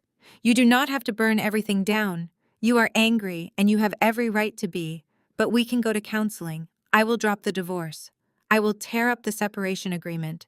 We can start over. The sheer audacity of his gaslighting was almost artistic. He was standing in a room full of corporate litigators facing a federal indictment for wire fraud, and his master plan was to manipulate my emotions. He honestly believed I was still the overworked, exhausted wife, desperate for his validation. He thought a few soft words could erase the image of him throwing my great-grandmother's pearls into the mud. I let out a slow, measured breath. I did not yell. I did not raise my voice. I simply offered him a smile that was entirely devoid of human warmth, Tariq. I said, not breaking eye contact with my husband. Tariq moved with the precision of a military officer. He reached into his leather briefcase one final time and extracted a single slim slate-gray folder. He stepped forward and placed it delicately onto the polished mahogany. I placed my manicured fingertips on the edge of the folder and slid it across the long table. It glided over the smooth wood and came to a perfect stop right at the edge, inches from Jamal's belt buckle. Jamal stared down at the gray folder as if it were an explosive device. He swallowed hard, his Adam's apple bobbing in his throat. Open it, I commanded. His shaking hands reached down. He flipped the cover open. His eyes darted across the top page, scanning the bold corporate letterhead. I watched the remaining blood drain from his face, leaving his skin an ashen, sickly gray. His legs visibly trembled. Apex Holdings does not just acquire distressed real estate, Jamal. I explained, my voice echoing clearly through the silent boardroom. We strongly believe in portfolio diversification. We target underperforming assets across multiple sectors. Yesterday afternoon at exactly 4 o'clock, Apex Holdings finalized a hostile takeover of your tech firm. We bought out your angel investors, consolidated the voting shares, and completely restructured the executive board. Jamal looked up, his mouth opening and closing soundlessly. You bought my company. I bought your company, I confirmed. And my very first act as the new majority shareholder was to conduct a comprehensive audit of executive expenditures. You were incredibly sloppy, Jamal. You expensed romantic dinners with Chloe to the corporate account. You used company funds to book luxury hotel suites for your afternoon rendezvous. You billed your personal legal fees for our divorce directly to your startup's operating budget. I watched him stop breathing. The reality of the folder was finally connecting with his brain. That document you are holding is your official termination paperwork, I said, leaning forward to ensure he caught every single syllable. You are fired, Jamal. terminated immediately for gross misconduct, embezzlement, and a flagrant breach of fiduciary duty. Because you are being fired for cause your severance package is completely voided. All of your unvested equity is revoked. You do not get a golden parachute. You get a cardboard box and a security escort to the sidewalk. Jamal gripped the edges of the table, his knuckles turning stark white. He looked like a man who had just stepped off a cliff and was waiting for the ground to hit him. Maya, please. He begged, his voice a pathetic, broken whisper. You cannot do this. That company is my entire life. I have nothing else. I put 5 years of my life into that software. You put 5 years of my money into that software, I corrected sharply. I funded your seed round. I paid our mortgage while you played CEO, and you repaid my investment by moving your mistress into my house. Jamal shook his head wildly, a frantic, desperate denial taking over his features. Fine, take the company. Take the brownstone. I do not care. Chloe and I will start over somewhere else. She comes from money. Her father will help us. We will leave New York tonight. You will never see me again. I leaned back in the CEO's chair, steepling my fingers together. I allowed a soft, genuine laugh to escape my lips. The sound seemed to terrify him more than anything I had said so far. Oh, Jamal, I said, shaking my head in mock pity. Do you honestly think I would dismantle your professional life and leave your personal life intact? You brought a 23-year-old child into my home. You let her try on my clothes. You let her sleep in my bed. Jamal froze. What did you do? I simply believe in full transparency, I replied smoothly. Chloe was under the impression she was marrying a successful tech founder with a massive brownstone in Brooklyn. She thought she was securing a life of luxury. I felt it was my moral obligation to provide her with an accurate picture of your financial standing. Tariq tapped his tablet, projecting a digital copy of an email onto the large presentation screen on the wall behind me. This morning I sent Chloe a very detailed, heavily documented email, I explained, gesturing to the screen. I included your official termination letter. I included the federal fraud investigation notices regarding the brownstone. I included the forensic audit showing exactly how much debt you currently owe. I showed her that you are facing prison time, that your bank accounts are frozen, and that you are entirely, unequivocally destitute. Jamal turned around to stare at the screen. His eyes traced the lines of the email, reading the catastrophic truth I had laid bare for his mistress. She called me an hour ago. I continued, my voice merciless and precise. She was incredibly distressed, Jamal. She cried quite a bit. She told me she had absolutely no idea you were a fraud. She told me to inform you that the engagement is officially canceled. She packed her bags, left the keys on the kitchen counter of the brownstone, and got into a taxi headed for the airport. She blocked your number. She blocked your social media. She is gone, Jamal. She wants absolutely nothing to do with a bankrupt felon. Jamal let out a choked, devastated sob. He collapsed heavily into one of the leather conference chairs, burying his face in his hands. The sound of his weeping filled the room, a pathetic, broken noise that offered a profound sense of closure to the 5 years of disrespect I had endured. He had literally nothing left. No job, no money, no home, no mistress. I had stripped him down to his bare, cowardly foundation. The sheer brutality of Jamal's destruction finally broke the paralysis gripping the rest of the room. The reality of my power was no longer an abstract concept or a pile of legal documents. It was a tangible, violent force that had just annihilated a man right in front of their eyes. Kendra looked from Jamal's sobbing figure to Preston's terrified face. The intoxicating delusion of the Greenwich estate, the country club memberships, and the fleet of luxury cars evaporated from her mind. She realized she was married to a man who had just lost his entire empire. Kendra launched out of her chair. She grabbed Preston by the lapels of his starched polo shirt, shaking him with a sudden, violent intensity. Her manicured nails dug into his chest. "Fix this!" Kendra shrieked, her voice cracking with pure hysteria. She shook him harder, her eyes wide and unhinged. "Preston, do something. Call your lawyers. Call your father. Use your trust funds. You promised me we were secure. You promised me we were upgrading. Tell her she cannot take my house. Use the trust fund money to pay off the debt right now." I sat at the head of the table, perfectly composed, waiting for Preston to explain the final beautiful truth to his wife. The silence stretching across the boardroom was heavy, thick with the scent of stale champagne and impending ruin. Kendra was still gripping Preston by the lapels of his shirt, her perfectly manicured nails digging into the expensive fabric. Her eyes were wide, darting between my impassive face and her husband's ashen complexion. She shook him again, the diamond tennis bracelets on her wrist clattering loudly in the quiet room. "Use the trust funds!" Preston Kendra demanded, her voice shrill and desperate. "Tell her she cannot touch us. Call your wealth manager. Call your father. Pay off this debt right now so we can go close on the Greenwich estate. Tell her." Preston did not look at me. He stared down at Kendra's hands, clutching his shirt, then slowly raised his eyes to meet hers. For 5 years, I had watched Preston operate with an impenetrable aura of supreme confidence. He was the golden son-in-law, the self-made titan of industry, the man who had supposedly rescued my sister from our middle-class roots. But as he looked at Kendra now, that entire persona fractured and dissolved. A low, ragged sound clawed its way out of his throat. It started as a wheeze and slowly escalated into a harsh, manic bark of laughter. Preston threw his head back and laughed. It was an ugly, broken sound that echoed off the mahogany panels. Kendra released his shirt, stumbling backward a step, her face twisting in confusion. "Trust funds," Preston gasped out, wiping a tear of hysterical mirth from his eye. "You want me to use the trust funds? That is brilliant, Kendra. Absolutely brilliant. Why do we not just pay her with monopoly money while we are at it? It carries the exact same market value." "What are you talking about?" Kendra snapped, her voice trembling. "The Blackwell estate. Your grandfather's money. You said it was locked up in offshore accounts until you turned 40.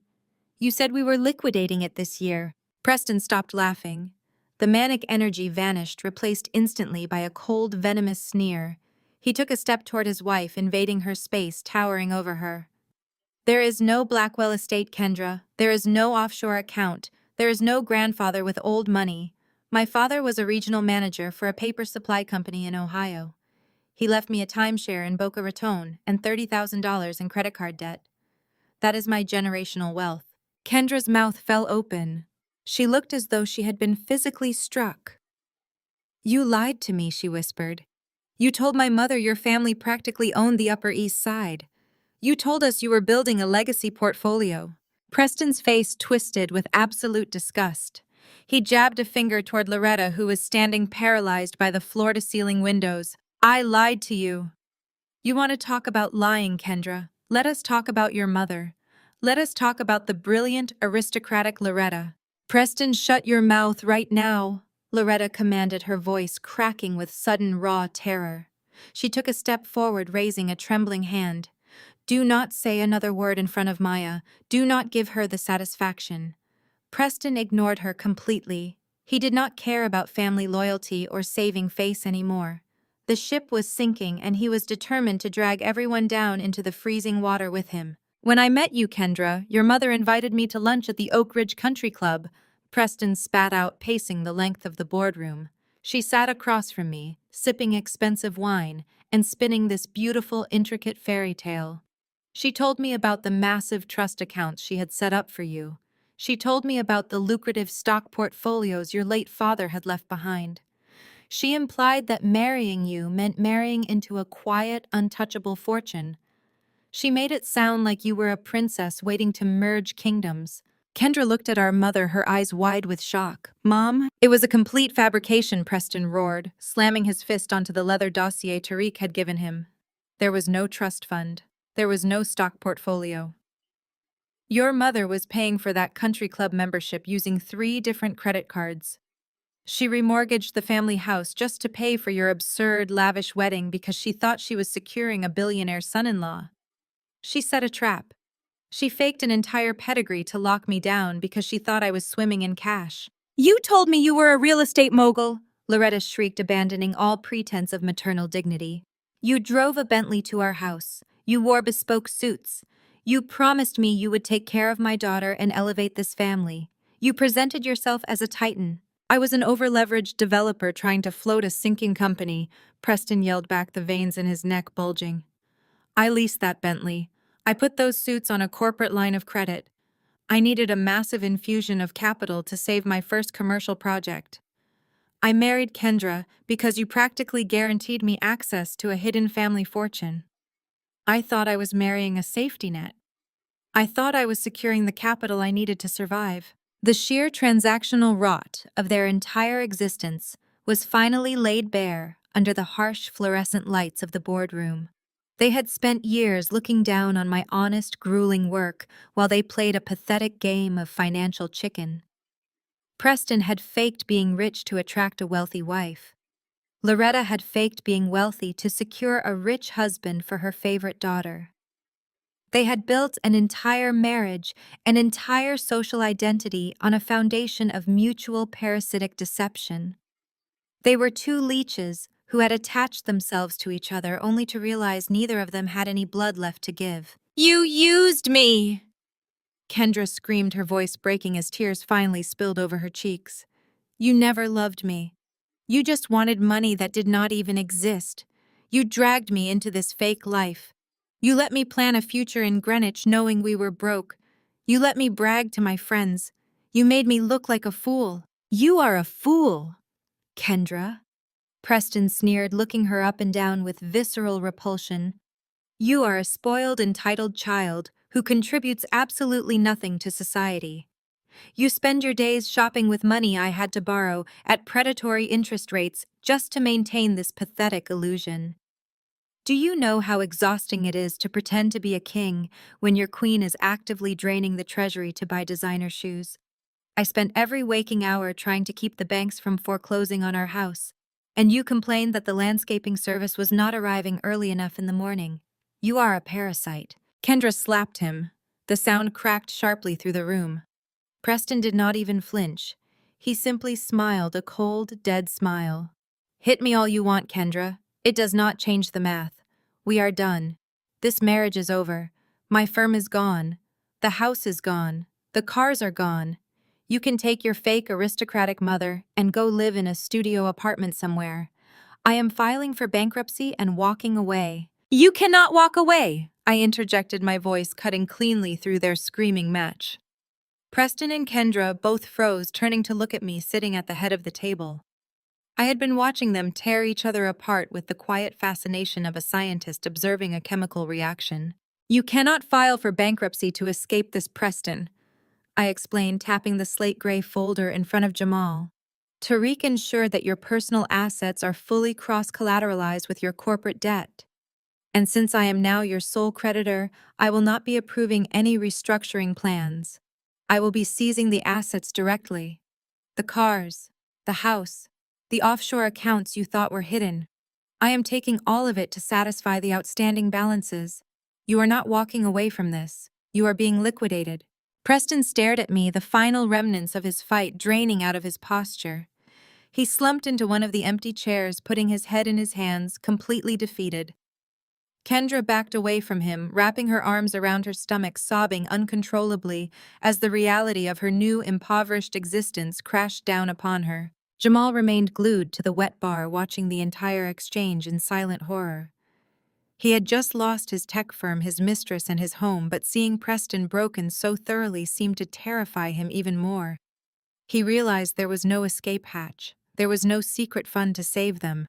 The empire had fallen. I shifted my gaze to Loretta. My mother was still standing by the window. The aggressive, domineering woman who had commanded every Sunday dinner and dictated every family narrative was entirely gone.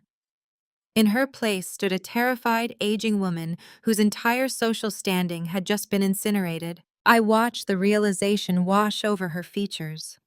Without Preston's fake wealth, she had no leverage. She had no country club status. The women she lunched with would find out about the fraud. They would find out about the forged deed. They would know she remortgaged her home and lied about trust funds. She would be an absolute pariah in the only circles she cared about. She would have to answer questions about why her golden daughter was suddenly living in a cramped apartment and driving a used car. The shame would be public, spectacular, and completely inescapable. Loretta's eyes darted around the ruined boardroom. She looked at the shattered remains of Kendra's marriage. She looked at Jamal, the disgraced, unemployed adulterer. She looked at Preston, the bankrupt fraud.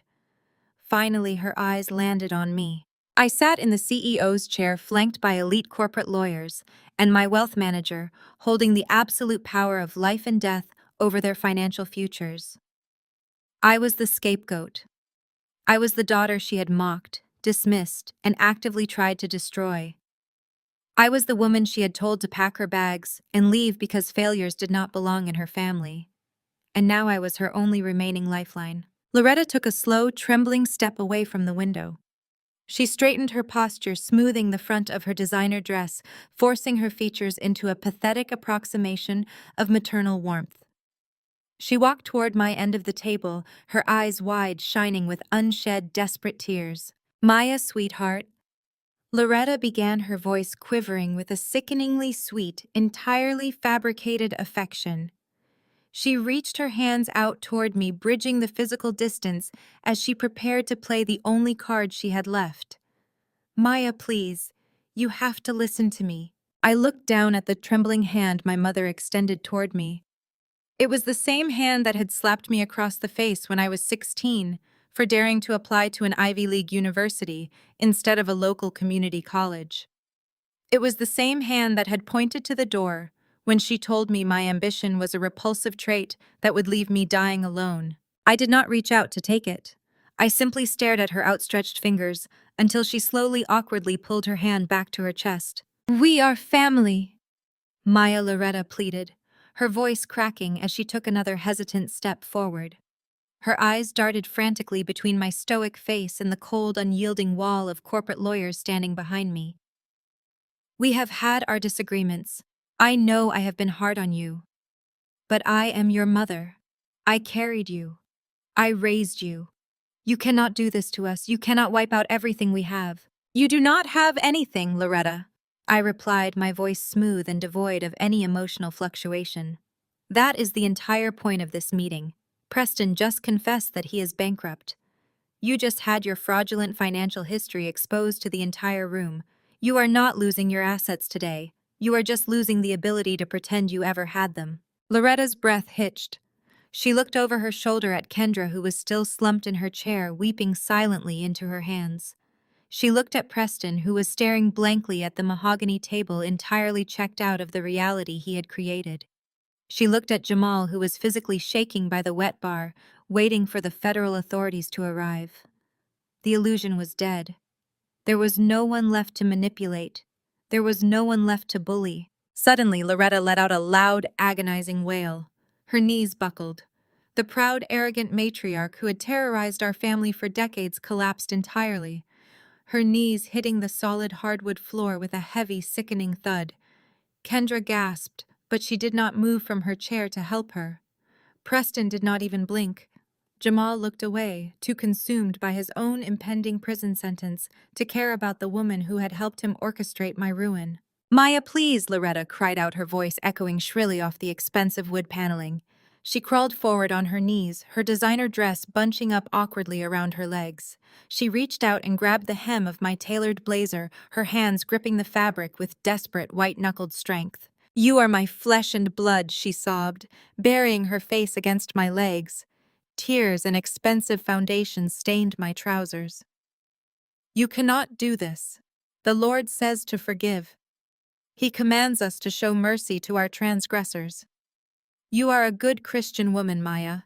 You cannot put your own mother on the street. You cannot throw your sister out of her home. We will be homeless. We will have nothing. The Lord sees your heart, Maya. Have mercy on us." I looked down at the top of my mother's head. I felt the frantic, trembling grip of her hands on my clothes. I listened to the hysterical religious manipulation pouring from her mouth.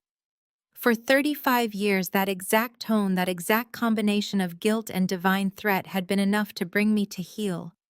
It was the weapon she used to force me into submission, the emotional blackmail she weaponized every time she needed me to sacrifice my own happiness for Kendra's comfort. I felt absolutely nothing.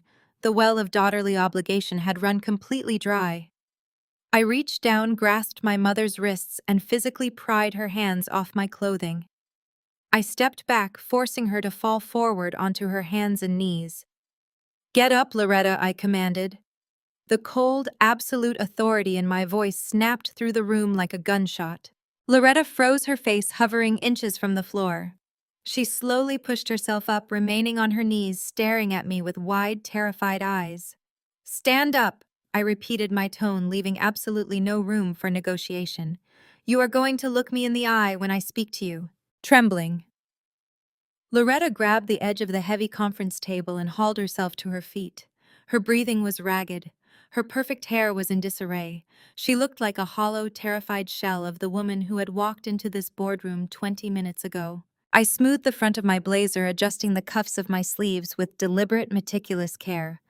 I walked around the head of the table, stepping into the open space so that I was standing directly in front of her. I wanted her to see every inch of the woman she had tried to destroy. Do not dare invoke the Lord in this room, I said, keeping my voice low and dangerous. You do not use religion as a moral compass, Loretta. You use it as a weapon to enforce compliance. You invoke forgiveness only when you are the one facing the firing squad. When Jamal forged the deed to my home, did you pray for him to find a righteous path? No. You threw a celebration dinner. When you lied to Preston about non-existent trust funds to sell your daughter to the highest bidder, were you acting as a woman of faith? Numb. You were acting as a broker. Loretta opened her mouth, a fresh wave of tears spilling down her cheeks. Maya. I was trying to secure a future for this family. You were trying to secure a future for yourself, I shot back, cutting her off instantly. And you expected me to fund it. You look at me right now, standing here with the power to ruin you, and you expect me to fall back into the exact same role you assigned me at birth. You expect me to carry the burden. I took a step closer, forcing Loretta to lean backward against the table. You want me to be the strong black woman, do you not? I asked, my voice laced with venomous precision. That is the expectation. You break my spirit, you mock my achievements, you steal my assets, and then when your entire house of cards collapses, you expect me to step in and hold up the roof. You expect me to absorb your failures, pay off your debts, and save your precious golden child from the consequences of her own blinding greed. You want me to be the mule for a family that hates me. Loretta shook her head frantically. No, no, Maya, we love you. You are my daughter. You do not love me. I stated the absolute certainty of the fact, neutralizing any sting the words might have carried. You love what my bank accounts can do for you. You spent my entire life teaching me that independence was a curse because you knew an independent woman could not be controlled. You worshipped these men. I swept my hand toward Preston and Jamal. You held them up as the pinnacle of success. You told me I needed a man to validate my existence. I leaned in, my face inches from hers. Look at your kings, Loretta. Look at the providers you told me to submit to. One is a bankrupt fraud who hates your daughter, and the other is a penniless felon who just got dumped by his mistress because he does not have my money to spend anymore. Loretta let out a choked, devastated sob, covering her mouth with her trembling hands. I am not your savior, I said, my voice dropping to a harsh, resonant whisper. I will not carry this family on my back. I will not sacrifice another second of my peace, another drop of my energy, or a single cent of my capital to protect people who actively conspired to leave me with nothing. You wanted me to be a ruthless corporate entity, Preston? You wanted me to have a killer instinct? Well, here it is. I turned away from my mother, leaving her hyperventilating against the edge of the table. I walked back to my position at the head of the boardroom. I looked at Kendra, who was staring at me with hollow, defeated eyes. I looked at Jamal, who had curled in on himself like a dying insect. I looked at Preston, who was staring blankly at the wall, his empire officially reduced to ash. Finally, I looked back down at my mother. You wanted to quote scripture to me, Loretta, I said, resting my hands firmly on the leather chair. You wanted to remind me of the Lord's word. Well, the Lord also says that whatsoever a man soweth, that shall he also reap. You planted deception, greed, and betrayal in this family for 35 years. Today is the harvest. I did not wait for her to respond. I did not care if she dropped to her knees again.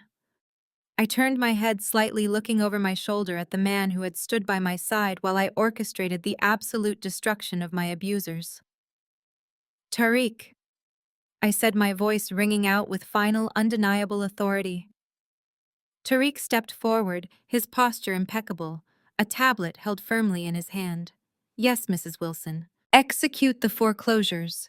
I commanded, my eyes sweeping over the four ruined figures in the room. Liquidate the corporate holdings. Call the district attorney regarding the forged deed. Evict them all. The cold wind whipped off the East River, carrying the metallic scent of an impending storm, but I did not step inside. I stood on the wraparound terrace of my Tribeca penthouse, the city sprawling beneath me like a glittering conquered kingdom. In my hands I held a thick stack of finalized legal documents, the crisp white pages illuminated by the ambient glow of the skyline. The heavy brass seals were pressed into the paper. The signatures were notarized. The absolute liquidation was complete. I set the documents down on the glass patio table, the satisfying thud mirroring the sound of the dossiers hitting the boardroom table 2 weeks prior. I picked up my secure personal phone. The screen was a digital graveyard of ignored communication, hundreds of missed calls, dozens of frantic text messages. I tapped the voicemail icon and put the phone on speaker, letting the desperate audio track of their destruction play out into the night air. Maya, please. Jamal's voice whined through the speaker, accompanied by the distinct sound of highway traffic in the background. I am sleeping in my car at a rest stop in New Jersey. The bank froze everything. The debt collectors are calling my parents. Please just give me $1,000. Just enough to get to Florida so I can start over. Please, Maya. I pressed delete before he could finish his pathetic plea. Jamal had lasted exactly 48 hours in the city before the sheer weight of his financial ruin crushed his fragile ego. Apex Holdings had officially filed the embezzlement charges with the authorities, and rather than face a judge and take accountability like a man, he had panicked and fled the state. He was a fugitive from his own incompetence, bouncing between cheap motels and his rusted sedan, desperately trying to outrun corporate debt collectors who were trained to hunt down men exactly like him. His tech career was a smoking crater. His reputation was incinerated. Chloe had not just canceled the wedding, she had completely scrubbed him from her existence, publicly releasing a statement distancing her family from his fraudulent activities. He was entirely penniless, erased from the New York tech scene, and exactly where he belonged. The next voicemail clicked over. It was Preston. He was not begging. He was breathing heavily, the erratic, terrifying breaths of a man who had completely lost his mind. "You think you won," Preston gasped out, his voice thick with a delusional rage. "My lawyer says we can appeal the asset seizure. My father-in-law has connections. You cannot do this to me. I am a builder. I am a titan. You are just a bitter—" He trailed off into a violent coughing fit, and I deleted the message. Preston was currently out on a $250,000 bail, a sum he had to secure through a shady bail bondsman who put a heavy lien on his mother's timeshare in Boca Raton.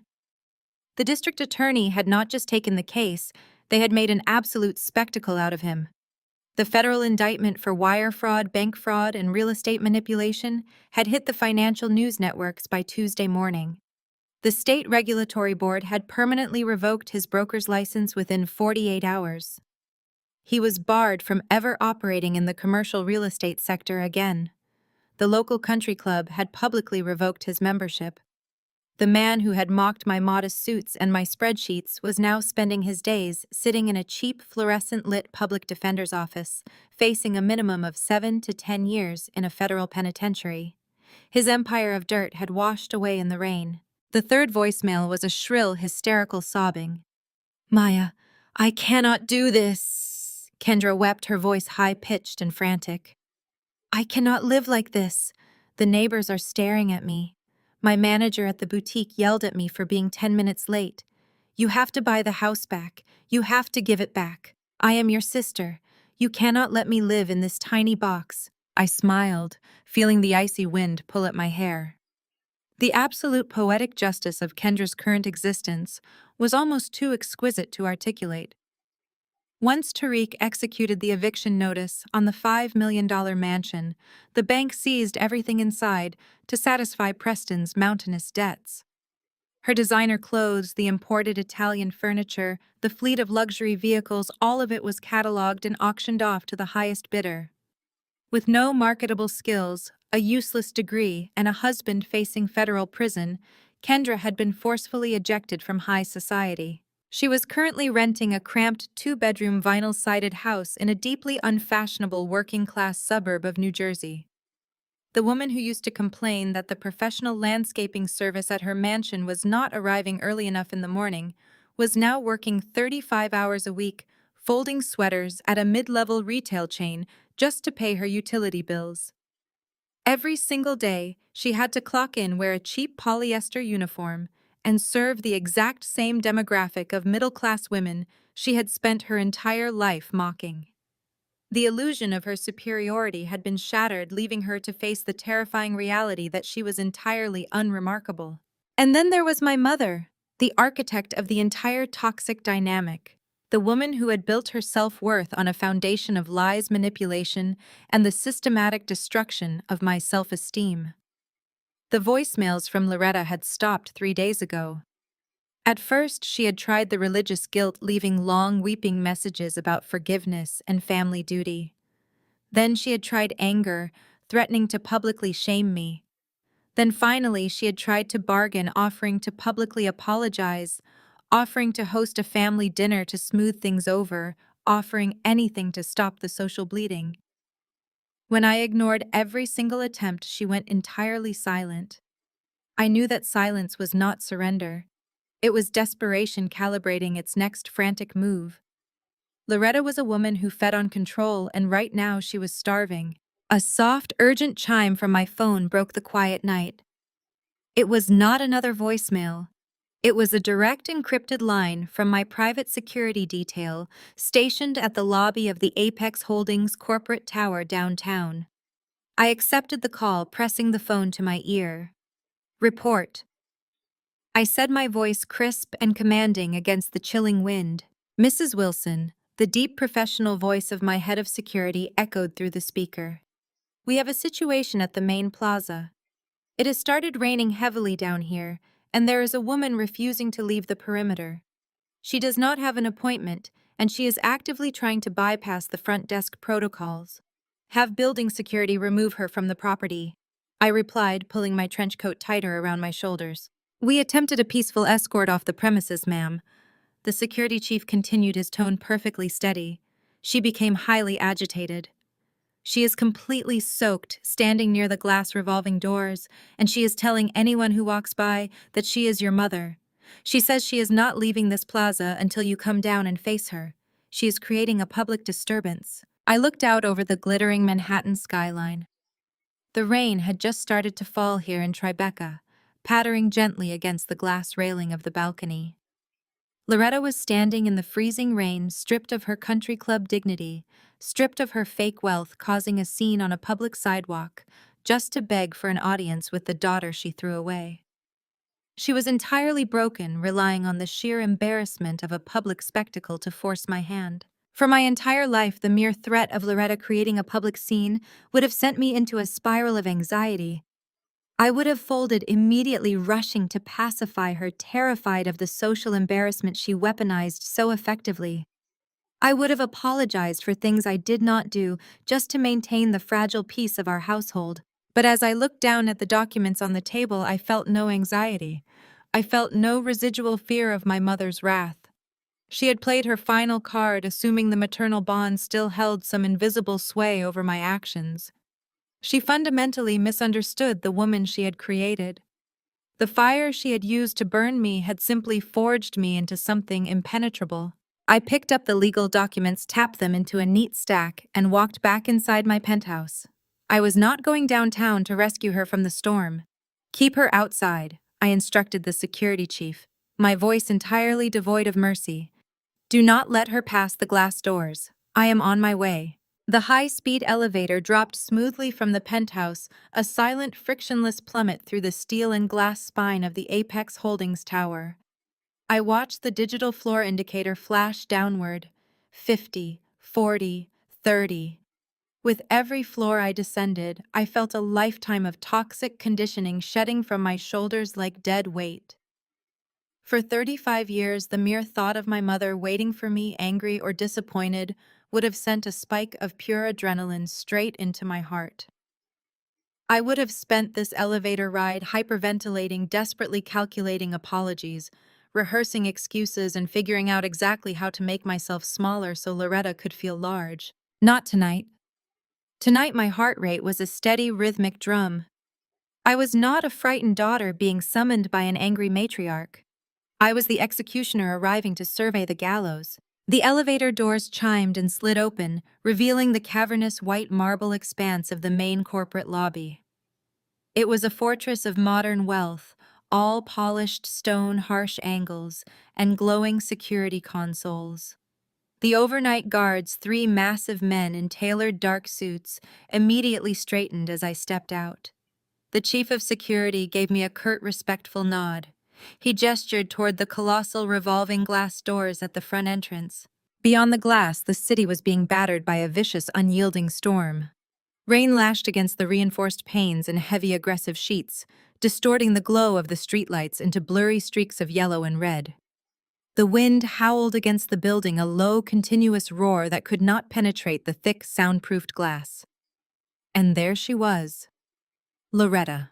She was standing just inches from the exterior glass, completely exposed to the torrential downpour. The visual was so jarring it almost did not register in my brain. This was the woman who spent 4 hours at the salon every Tuesday. The woman who refused to wear shoes that cost less than a mortgage payment. The woman who commanded every room she entered through sheer, terrifying arrogance and manipulated social leverage. Now she was just a soaked, shivering figure in the dark. Her hair, usually sprayed into a rigid, perfect helmet, was plastered flat against her skull in wet, graying strands. The heavy wool coat she wore was thoroughly drenched, hanging off her frame like a sodden blanket. Her expensive leather handbag looked ruined, waterlogged and drooping. She looked small. She looked pathetic. She looked entirely mortal. I signaled for the security chief to unlock the side access door. The moment the heavy glass swung open, the roar of the storm flooded the pristine lobby. The wind hit me instantly, carrying the freezing metallic sting of autumn rain.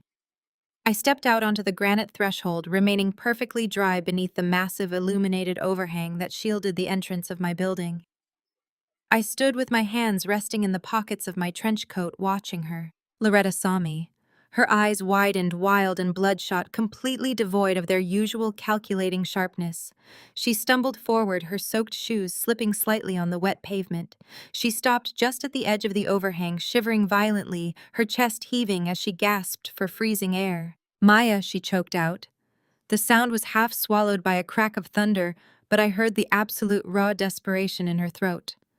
"Maya, thank God. They would not let me in. They would not let your mother inside." "You do not have an appointment, Loretta," I replied, keeping my voice entirely level, projecting easily over the sound of the rain. "And this is a secure building. State your business." Loretta's face crumpled. The last fragile barrier of her pride shattered, and she began to weep openly. It was not the theatrical, manipulative crying she used at family dinners to garner sympathy and turn relatives against me. This was the ugly, visceral sobbing of a woman who had just realized she was drowning with no shoreline in sight. "I have nothing!" "Maya," she cried, raising her shaking hands, palms turned upward, as if offering me the invisible ruins of her life. "The bank took everything. They came with a sheriff this morning. They locked the doors, they took my cars. I tried to call Kendra, but she hung up on me. She blames me for Preston's federal indictment. She says I ruined her life by forcing her to marry him. She is working at a retail store, Maya.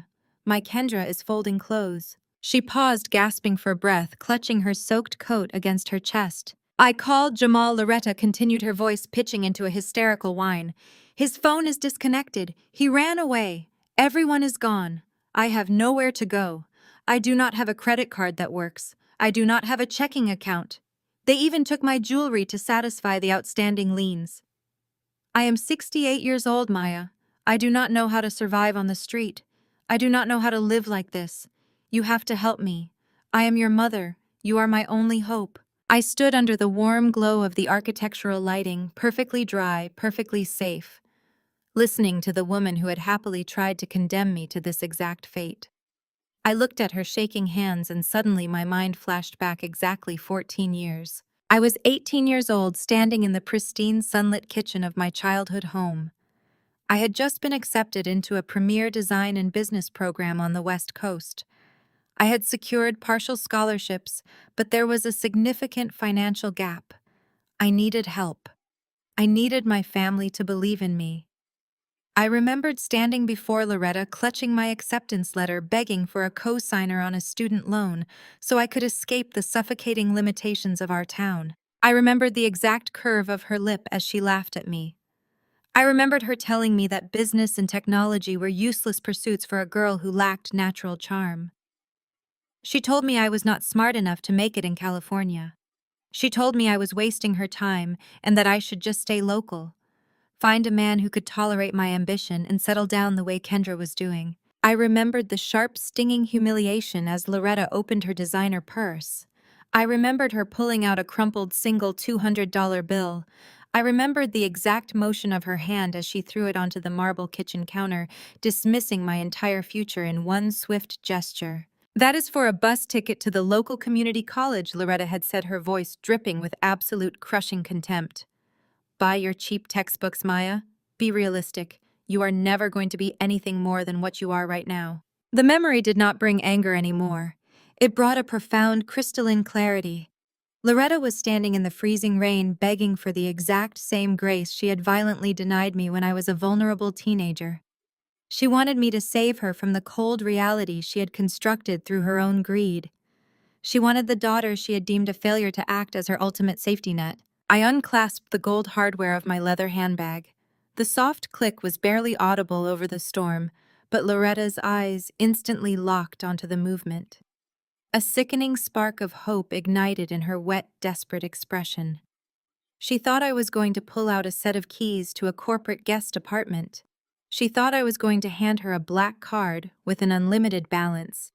She truly believed the fundamental rules of our toxic dynamic were still in place, that the strong, capable daughter would ultimately fold and protect her abuser out of a misplaced sense of duty.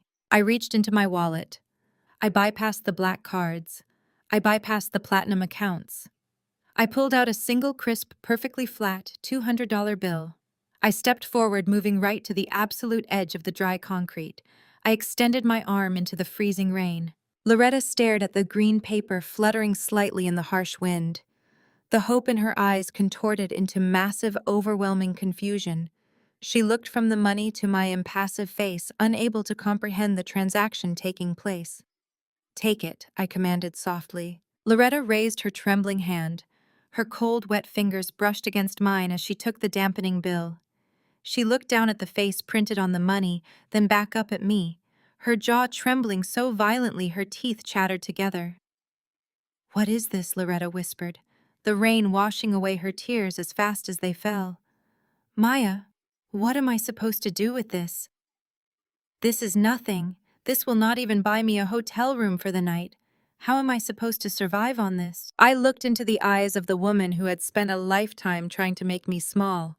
I felt no pity. I felt no obligation. I felt the absolute permanent severing of the generational curse that had bound me to her toxic orbit for 3 decades. The ledger was finally balanced. The debt was paid in full. "Buy a tent, Mom," I said, my voice cutting through the storm with surgical, unforgiving precision. "Be realistic." I did not wait for her reaction. I turned my back to the storm and walked through the heavy glass doors. I signaled the security chief, and the electronic locks engaged with a heavy, definitive clank, sealing the building against the weather and the woman outside. I did not look back at the dark, wet street. I walked straight toward the elevator, stepping into the absolute warmth of the life I had built entirely on my own. The heavy glass of the revolving doors pushed against the freezing air, sealing the torrential downpour outside with a definitive mechanical click. I stepped onto the pristine heated marble of the Apex Holdings lobby.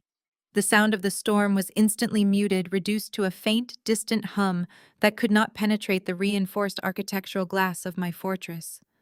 I did not turn around. I did not look over my shoulder to see if Loretta was still clutching that crumpled bill in the freezing rain. Her presence, her desperation, and her ultimate fate were no longer my concern. The emotional cord that had tethered me to her toxic expectations had been severed, completely cut cleanly by the sharp edge of absolute reality.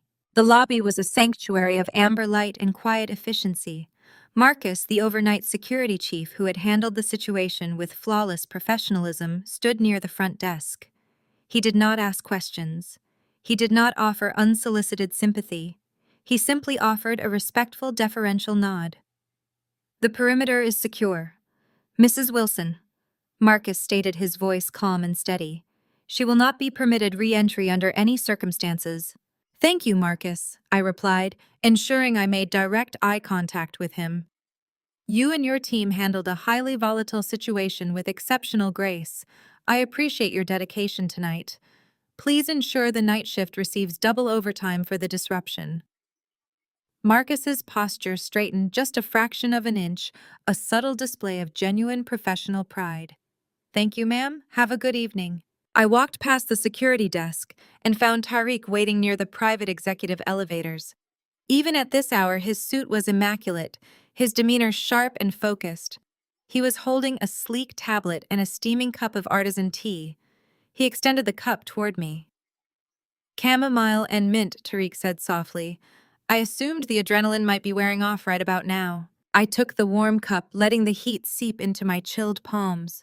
Tariq was not family by blood, but in that moment, looking at the man who had tirelessly orchestrated the legal labyrinth required to secure my empire and expose Preston's massive fraud, I realized he was more family than Jamal, Kendra, or Loretta had ever been.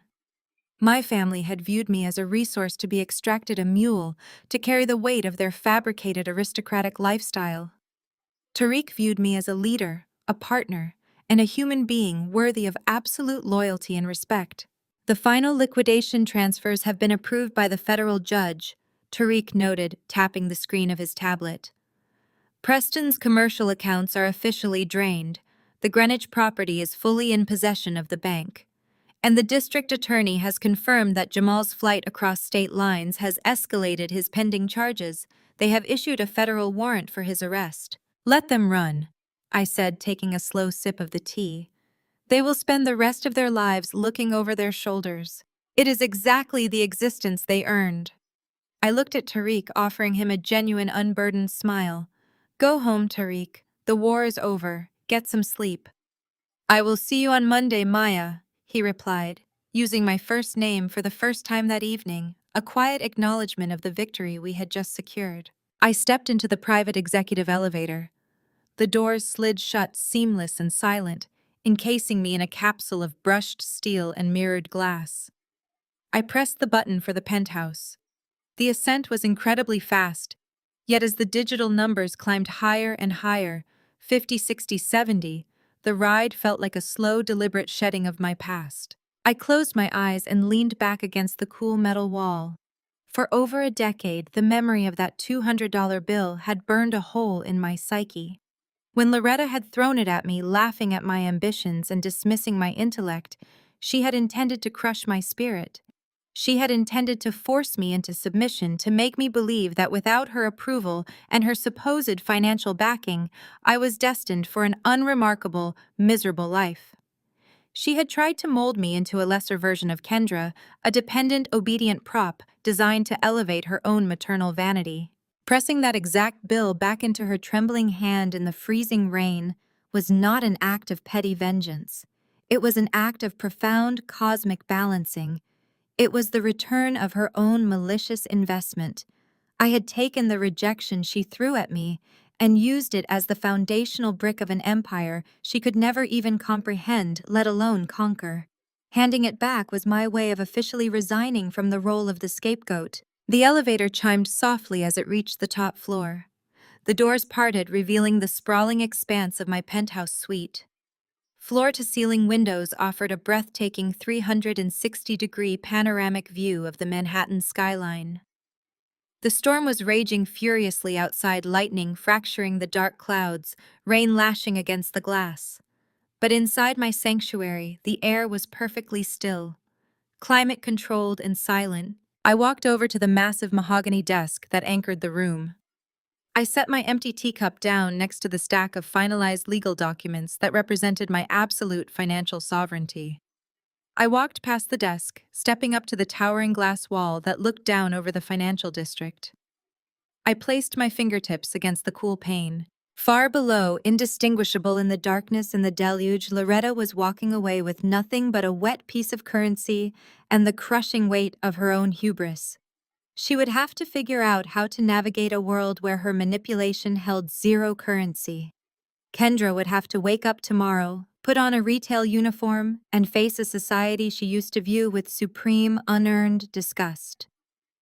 Preston and Jamal would face the cold, unforgiving reality of the federal justice system. They were trapped in the wreckage of their own deceit. I had broken the generational curse. For centuries, the women in my lineage had likely been taught to endure. We were conditioned to be the strong Black women, the silent pillars who absorbed the trauma, the financial ruin, and the emotional abuse of the people around us, all in the name of family loyalty. We were expected to forgive the unforgivable, to turn the other cheek while our own blood picked our pockets and mocked our pain. Loretta had tried to weaponize that exact expectation against me tonight. She had expected me to fold under the weight of maternal guilt. She expected me to sacrifice my empire to shield them from the consequences of their spectacular greed. But true strength is not found in endless masochistic endurance. True strength is recognizing a parasite and having the sheer, unapologetic willpower to cut it off. True independence is not just about having a diversified stock portfolio or a towering corporate building with your name on the lease. True independence is emotional sovereignty. It is the absolute unshakable knowledge that your worth is not dictated by the people who share your DNA. Blood is merely a biological accident. Family is a deliberate, conscious choice. My family was not the weeping, manipulative woman in the rain, nor the arrogant, deceitful sister who had spent her life trying to tear me down. My family was Tariq, who protected my interests with brilliant precision. My family was the team of dedicated professionals in the floors below me, people who operated on mutual respect, integrity, and shared ambition. I had cultivated a circle of individuals who built each other up rather than tearing each other down for sport. I looked out at the sprawling, glittering expanse of the city. The storm was beginning to break, the heavy clouds parting just enough to let the bright, distant lights of the bridges shine through the gloom. I had survived the emotional warfare of my childhood. I had survived the brutal, cutthroat climb to the top of the corporate ladder. I had survived the ultimate betrayal by the people who were supposed to protect me. I did not just survive them. I had fundamentally outgrown them. I took a deep, steadying breath, filling my lungs with the quiet, peaceful air of my penthouse. There was no more screaming. There were no more passive-aggressive insults masquerading as maternal advice. There was no more fabricated competition with a sister who possessed nothing but borrowed status. There was only the quiet, magnificent hum of a life I had designed, funded, and secured entirely on my own terms. I turned away from the window, walking back toward my desk to review the acquisition strategies for the next fiscal quarter. The past was permanently liquidated. The future was mine to build. The greatest lesson here is that your true worth is never defined by those committed to misunderstanding you, even blood relatives. Empowerment comes from breaking the cycle of toxic validation and quietly building your own foundation. You do not need to fight for a seat at a table where you are continuously disrespected. Instead, focus your energy on creating your own empire in silence. The most profound revenge is not destruction, but achieving absolute independence and living successfully on your own terms. Have you ever walked away from a toxic environment to claim your true worth? Share your story below.